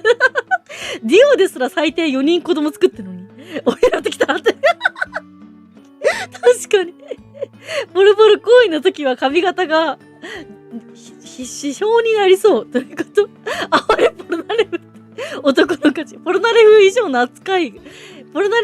扱いがひどいアブドゥルって。いや、アブドゥルはターメリック臭いから嫌なんだよ。脇がだから。俺らのプレイも、おインゴ漫画だとシュールだな。どういうこと？それらのプレイも。それで生まれたのがジョリン。そうだよ。数打ち当たったのがジョリンよ。時を止めて腰を振るジョータロ。だからジョリンが見て、そうジョリーンってやつよ。ポルナレフは妹思いなんです。確かにね。いや、ポルナレフは妹思いだけどね。だから結構不器用そうだよね。ポルポルの髪型がふにゃりと曲がったらつまりって萎えちゃったってやつ。いやでもさ、中折れってこと歌教員デートしてる時に彼女が自分以外の意識を向けたら、その日の夜に私以外を見る余裕がないようにした気がするけど、それ絶対言う。あの時何時何分にあなたが見ていたあの男より、私の方が劣ってるってことですかみたいな感じでさ、突然一気に立ってきそうだよね。いや、そういうの大好き。そういう人にめっちゃ首絞められたい。いや、あなたが私のものだって分からせてやりますよ、みたいなね、そういう声がね、いいですね。よだれ出てきた。いや、いいっすよね。そりゃ妹から嫌われるわけだ。ポルナレフはね、便器舐めちゃったから、ちょっとチューできない。ポルナレフの名刀が中折れしてしまった。歌教員の妹がいる4部のスピンオフ。知らない。それ知らない。私ね、ほんと1、2、3しか見てないんだよね。イケメン歌教員いや、絶対イケメン。歌教員はね、首絞めてくるよ、絶対に首絞めてくる。マジで。あの人でさ、独占欲しかないから、だから最後さ、もう貼り付けになっちゃったじゃん。死に方すら、もう、死に方すらマジド S っぽかったじゃん。もう本当に、お前らならこれがわかるだろうみたいな感じでさ、暗号、自分の死体が暗号みたいな。やばいよね。こんなこともわからなかったら世界は救えないですよ。みたいな、そういうことをね、マウントしてそうだよ。アブドゥル、私以外見る余裕がないようにしてあげます。初めから見てませんので、大丈夫です。間に合ってます。他のとこ行ってください。アブドゥルが石油王だったとしても私は、ちょっとターメリックとは寝れないな。耳元で囁きながら首絞めてそう。いやー、歌教員はね、耳元で囁かないよ。マジでガチで首絞めてきそう。本当に。いや、なんかね、初めはそういうね、小技も使うだろうけど、結局最終的にはね、もうなんかもう、よくないよ、よくない、よくない。オタク丸出しになっちゃってよくないですよ。不女子がはかどってしまう。あの顔と声から、チンポコ、やろうって単語が出てくるのが本当笑える歌教員。いや、歌教員のりあきはね、センスも抜群だからね、本当にいいですよ、あの人。辛辣。歌教員はスタンドでうまく首絞めそうだ。いや、そこはね、歌教員のりあきは自ら手を下すタイプだから、スタンドを使わないんですよ。丈太郎みたいにね、時を止めるスタンドを使って、どうのこうのみたいな、そういうプレイは絶対しない。彼はね、自分がマジで主人公だと思ってるから、彼はマジで、彼自身で全てに手を下してくる。と思う。私はそう思うわけですよ。ことあるごとにアブドゥルセリフ変化してくるの笑う。ちょっとアブドゥルは、アブドゥルの声優さんって誰だっけ？何をどう頑張っても相手にされないアブドゥル。いや、アブドゥルが石油王だったとしても、アブドゥルがターメリック抜いたとしても、もうなんか、精子が、体液がターメリックなんよ。多分彼は。グヘーって顔してそう。いや、知ってるよ。めっちゃもグヘグヘ言ってるよ。よく考えたら、丈太郎は、エンヤバーのスタンドを吸い込んで倒したから、吸うのはそう。でもさ、丈太郎はさ、なんかちょっと、抜けてるから、例えばさ、マジで、マンをね、吸うってなって、マンを舐めるとかってなった時もさ、なんかよくわからずに、とりあえず、吸い付けばええんだろみたいな感じでさ、よくわかんない、なんでそこ吸ったみたいな、よくわかんないとこ吸い付きそうじゃない？で、なんか、やめてそこじゃないみたいなこと言うと、そう、嫌よって言ってるのがさ、いいと思ってさ、勝手に勘違いしてさ、さらに吸い込んできそうだよね。なんかそういうちょっと勘違い野郎なところが、ちょっと嫌です、私は。できれば頭のいい男の人と一緒になりたい。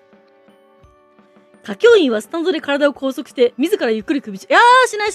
歌教員はね、自らが主人公だからスタンドは使わない派ですね。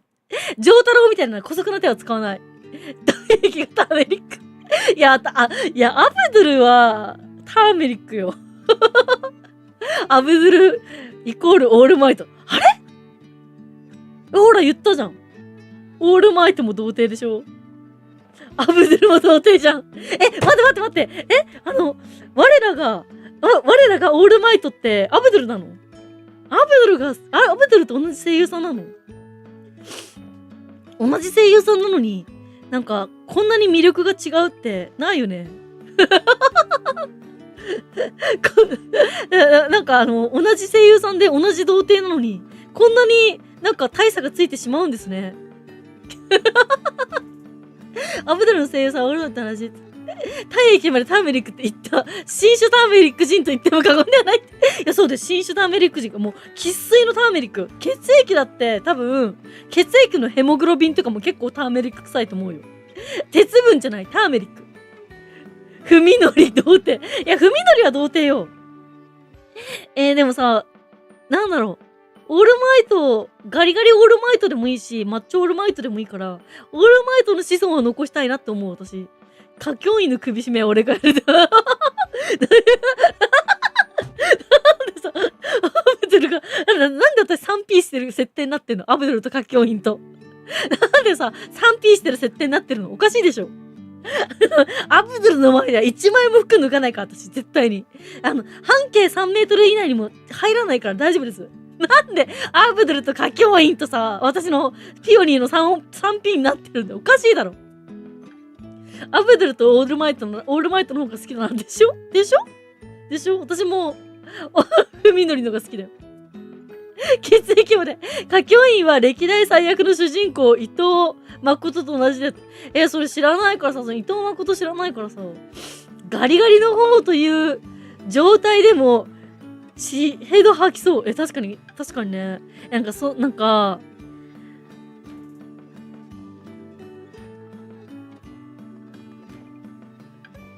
確かに血ヘド吐きそう。ごめん、脳死になった。脳死になってしまった、今一瞬。この間久々にヒロアカ見たら、みのりがパワースーツ着てた。あ、言うのダメだ、言うのお前、いい加減にしろ、ほんとに。京太郎いい加減にしろよ。私まだ見てないから。そこまで言ってないから。多分この後そうなるんだろうなって思ってたけど、言ってないからネタバレしないで。お願いだから。半径3メートル。そうだよ。直径6メートル。歌教員が、がっつくようだが、俺の好物だ。舐めさせてくれないかっつって、レロレロレロレロさせてくれないか。何言ってんのよくわかんない、かんちゃん。ちょっと日本語がよくわかんないんですけど。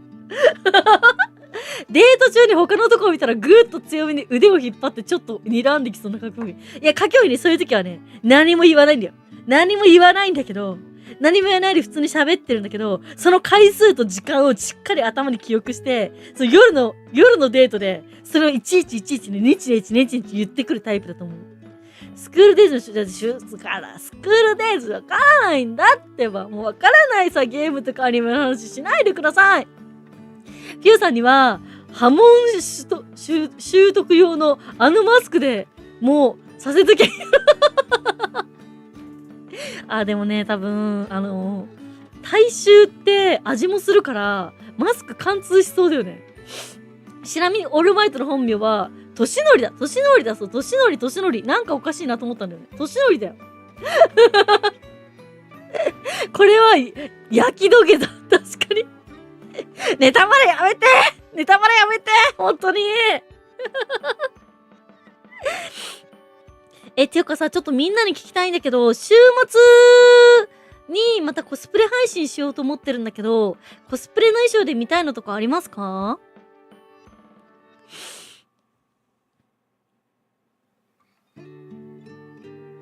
としのりだった。そう、としのり。あなたにはお仕置きが必要ですね。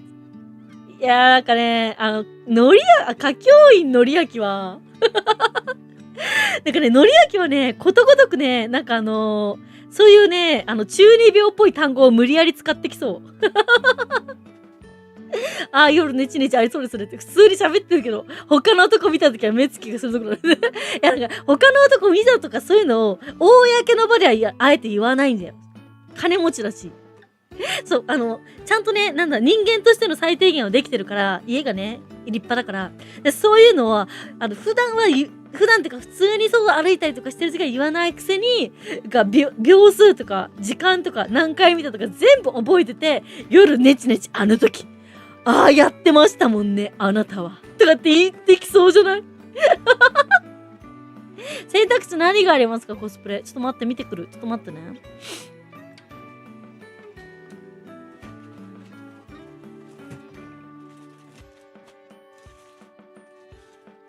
なんかセーラー服みたいなやつと、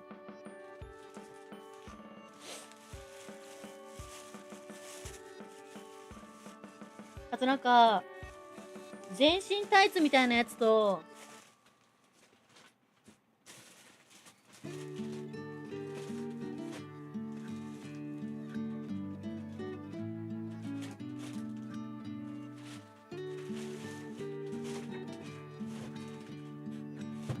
あとフロントジッパーの水着がありますね。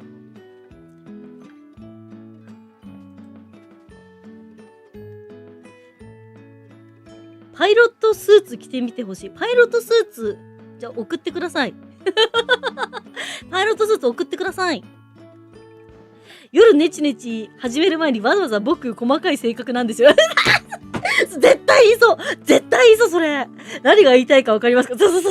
何みたいな感じで言うと、あの時みたいな感じで突然なんかいきり立ちそうだよね。そう、なんか、ちゃんと前置きをしてくるところがさ、やっぱなんか家計がちゃんとしてる感じがあるよね。でもね、もう、もし私が結婚するとしたら、それぐらいネチネチ言う独占欲の強い男の人が好き。どれも変態ホイホイな衣装ばっかりやな。水着か。フロントジッパーの水着ね、白いからね、ワンチャン乳首透ける可能性あるんよな。てか多分乳首透けるんよ。フロントジッパー。時間ごとにコスチュームチェンジ。いや、それはしない。だって、高評価いくつ以上で、どうのこうのっていう企画だから、衣装チェンジしちゃうと、さらに高評価上げてからじゃないと、衣装チェンジできないみたいな、そういう感じになっちゃうから。水着ええやん。白い水着は YouTube 的に危ないから。わかんない。着てみてかなーと思ってるけどね。どうだろう。お顔は見せたいでしょ。出した方がいいでしょ。お顔はあった方がいいでしょ。どれも捨てがたいな。でもあれだよ。なんか土日両方ともやりたいと思ってるから、土日両方とも、11時から、いやね、他にも水着あるんだよ。他にも競泳水着とかたくさんあるんだけど、競泳水着ってさ、サイズそんなないんだ。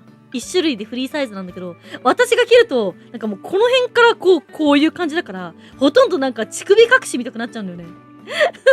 君たちで言うとこのふんどしみたいな、そういう扱いになっちゃうから、だからちょっとね、何がいいかなーって悩んでる。お顔は見たいよね。てかあれだな、そろそろ美容院ぐらいちゃんと行けるようになりたいな。今さ、もうこの1年ずっと自分で髪切ってるからさ、顔出し始めたからちゃんと美容院で髪の毛切りたいな。危ういな、強制できない。競泳水着は一番危ないんだ。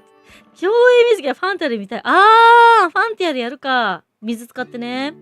お顔見たい。ヤンちゃんでもあれだよ。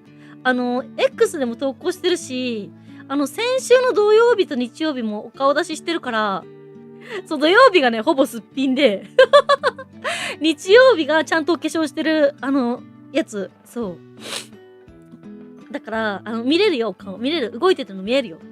さ、ね、ほんと思うんだけどさ、動画でちゃんと、めちゃんない。美容院だい。美容院ね。女の美容院はね、1500円からなんですよ。高いのよ。だから今自分で切ってるからさ。そう、でもなんかお顔出しとか始めるんだったらちゃんと身だしなみしっかりしないとなと思ってる。頑張りたいですね。ただちょっと今月はペーパル詐欺があるからな。どのお顔も美しいから見れるとおすすめしますぜ。ね、そうそう。あれさ、散々さ、動画とか出しててさ、動画で、もう動画って、なんだろう。携帯のアプリってさ、なんかスノーとかさ、ビューティープラスとかあるわけじゃん。でもさ、パソコンのカメラってさ、加工できないからまんま映してるわけじゃん。それであの顔と同じような感じっていうか、ほぼ同じ感じの顔が X に上がってて、それをさ、加工って言われてもさ、いや、動画見に来いよって思うんだよね。でもさ、そういう人に限ってさ、なんか相手するとさ、なんかネチネチしそうだから、あえて無視してるんだけどさ、そろそろ仕事に戻ります。カノーマンさんはさ、私のパンツ以外にどこに興味があるんですか？高評価の数どんどん上げていくの。高評価の数、スパチャ使えないじゃん、私今。そう、皆さんご存知の通り、今私スパチャが使えないんですよ。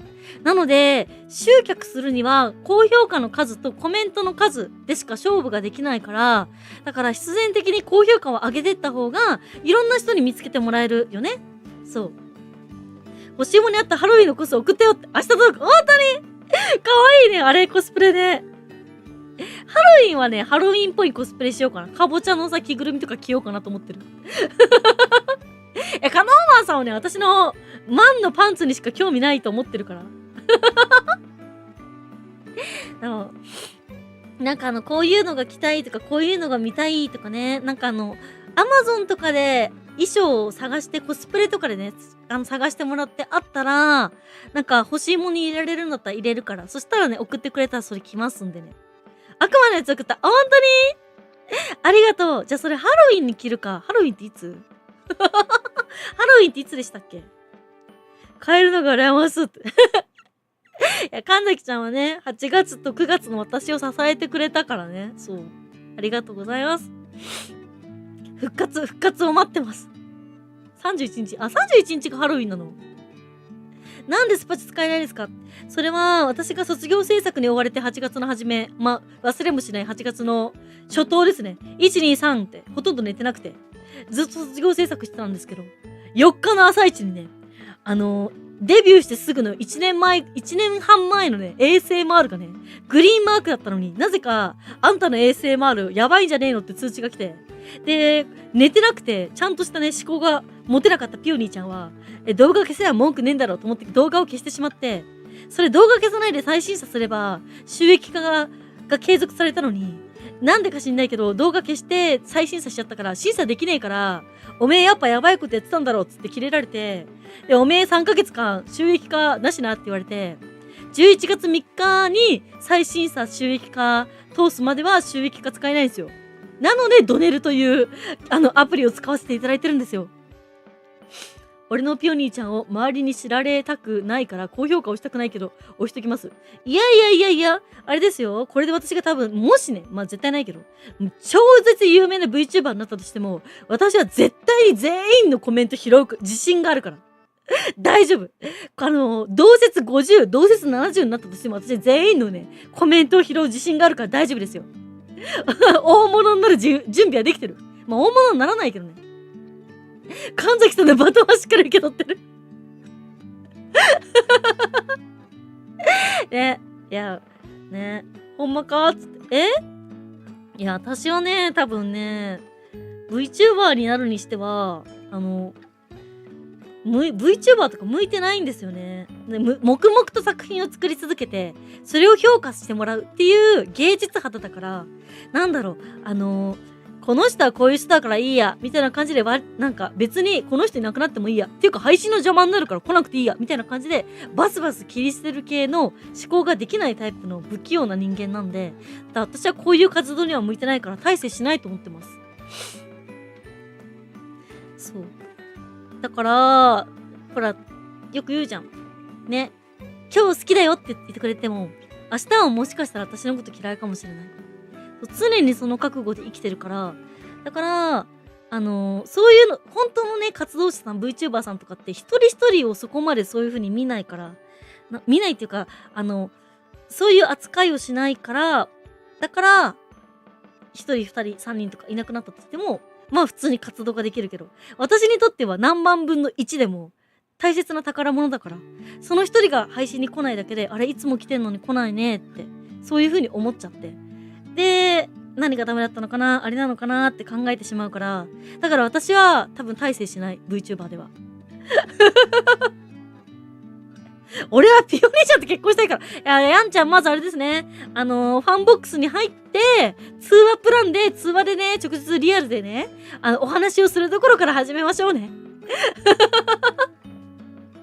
いやいいんだよ。いつか復活する日をぴょー姫と一緒に見守ってます。神崎ちゃんに待って、神崎ちゃんにエールを送ってんの、神ちゃんが。確かに打倒神ちゃん打倒神崎で打倒カノーマンさんだったからね。今さ、打倒したわちゃんでしょ、だって。なんか常に目の前にライバルがいますね。てかもうあれじゃん、24時になるじゃん。早かったね、今日も。ねえ、今日ちょっとこういう感じのさ、色物の私服にしてみたけどさ、いつもの配信、なんだろう。もうちょっとダボダボした部屋着みたいな感じの方がいいですか？なんかこういう普段着も見たいみたいな。呼んだ、今月のドネル王は下はちゃんだねって話してた。常に先駆者が二人の謎の優勝。俺の復活12月でもね、刀のローンが残っとる。刀を買ったの？何の刀を買ったの？今は打倒した下輪さんでしたが、あれには勝てぬ。今は打倒した。あれ今は下輪ちゃんじゃないの一番。私見れないんだよね。もう24時になりますね。あと1分で。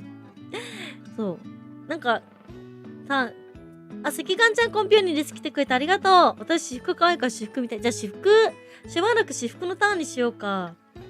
好きと言った以上少なくとも頻繁に配信に来る安心感がある人になりたいと思ってます。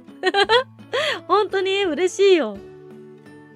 いやなんかね、言葉はどんなにもらっても目に見えないから、だからやっぱりあれだよね、行動で示してくれる方が嬉しいよね。そう。一生一位になるくらいなることはなさそう。一生一位になることはなさそう。かんちゃんわかんないじゃんね。かんちゃん宝くじ当たるかもしんないじゃん。下尾さんが何番？あ、やっぱ下尾ちゃんが一番なんだ、今月。今月下尾ちゃんが一番なんだって。下尾ちゃん。のんびりと回復していきますね。あ、そうだね。わしに、そうなんだ。下尾ちゃんすごいね。ダークホースだったね。8月で言うところの神崎圭介だったね。遠目でみんなの争い見てるわ。コメントは結局のところ流れていく文字ですからね。行動で少しでも示さなければ。つって。やったぜって。いや、でもね、私思うんだけど、カミちゃんね、多分、記念日に爆発するタイプだから、記念日に爆走してくると思うからね。追い上げ、ゴールドシップ系だと思うから、カミちゃんは。蹴り上げられないように気をつけてください。でもまだ累計1位と2位は、累計は過去になっちゃうからね。怒涛の1万円ラッシュはやばいよ。いや、私、カムイちゃんは殺しだと思ってるよ、マジで。カンちゃんは新カメラのためにそう、カンちゃんのおかげで新カメラがね、手に入って、今こうやって配信できてるのと同じだからね。いや、カンちゃんだけじゃない。みんなのおかげで配信がね、繋がってるから。本当にどうもありがとうございます。ぐわーって。まあ、無理しないでね、みんな。あれですね。ありがとうございますですよ、本当にいつも。その分、すごくいいグッズ作るから楽しみにしててね。どんな服も見たい！本当に？どんな私でも好きってことですか？あの時は2万突っ込んだ回。いや、でもさ、なんかあの日のさ、なんかみんなのさ、決断力っていうかさ、なんかあれすごかったよね。なんか、あれね、配信の後にね、実は私結構泣いちゃったんだよね。なんだ、私基本的に結構ね、涙腺崩壊しがちな人なんですけど、なんだろう、基本的には人前ではあんま泣きたくなくて。そう。でも、なんかね、なんかね、そう、結構配信後にみんなが言ってくれたその一言が嬉しくて泣いたりとか普通にする。そう、その時は、まあほら、みんなとの配信だからこれ。一人一人とのデートだけど、でもみんなの共有の場所だから、そういう感情はあんまり持ち込まないようにしてるんだけど。そう、それがさ、みんなに対しての感情で泣くならわかるけど。でもなんかその、コメントを一つ一つのコメントでもやっぱりすごく嬉しかったりすることがあって。で、そういうのを思い出して、なんかほろりしたりする日もある。そう、やっぱり嬉しいよね、言ってもらえるとね。それだけみんなピヨ姫の配信が見たいんだよ。グッズ楽しみにして。いやでもね、一番、やっぱね、朝起きて、すげえテンション低い時に、今日も配信しますって言った時に、配信見に行きますっていう風にディスコードだったり、X だったりで、なんか言ってくれるのがね、一番なんか、あ、この人今日来てくれるんだ。安心してスタートボタン押していいんだって思える。あれはね、本当にね、ありがたいし嬉しいですよ。それが何時だったとしてもね、配信直前だったとしても嬉しいし、勇気をもらえるよね。私本当にそんなにガチメンタル強い方じゃないから、病んだりはしないけど、でも不安にはなるからね。一丁前に。だからね、そういう時にそういうのをもらえるのすごく嬉しい。勇気もらえるよね。はい、じゃあね、24時回っちゃったんでね、もう16日になっちゃいましたんで。はい、今日はね、こんなところで終わりにしたいと思います。明日はね、水曜日はね、配信お休みっていう風にしてるんですけど、まあ、お休みだけど、配信もし気が向いたら配信するかもしんない。一応ね、配信休みってなってますけど、そう、毎週とりあえずね、予定表っていうか、スケジュール帳を出そうと思って、先週から出しているんですけどね。はい。じゃあ明日はまた明日別の私服ということでね。私服なんか引っ張り出してくるね。可愛いの。ということでね、今日もね、どうもありがとうございました。明日はあるかどうかわかんないけど、またね、明後日は必ずやりますのでね、ぜひ会いに来てください。よろしくお願いします。じゃあ、いつも通りね、高評価とかコメントとかね、ぜひよろしくお願いしますってことと、みんなのお名前を呼んで終わりたいので、おつぴよにください。よろしくお願いします。たまに休んでいいんだよ。いや、これ休んでもやることないんだよね。休んでも大してやることないんですよね。悲しいことにね。はい。ホロちゃんおつぴよにーです。かんちゃんおつぴよにーです。カイロちゃんおつぴよにーです。村田まなぼおつぴよにーです。たおちゃんおつぴよにーです。神崎ちゃんおつぴよにーです。しょうちゃんおつぴよにーです。かむいちゃんおつぴよにーです。ベルちゃんおつぴよにーです。きょとろにちゃんおつぴよにーです。たいかちゃんおつぴよにーです。みっちおつぴよにーです。あおいちゃんおつぴよにーです。かいかいちゃんおつぴよにーです。はやしちゃんおつぴよにーです。ゆいちゃんおつぴよにーです。えいりゅうちゃんおつぴよにーです。はい。もぶちゃんおつぴよにーです。かばんちゃんおつぴよにーです。かておつぴよにーです。どうもありがとうございました。はい。ということでね、皆さん明日もね、お仕事頑張りましょう。関がんちゃんもつぴよにーでした。どうもありがとうございます。じゃあみんなおやすみなさい。またねー。おやすみー。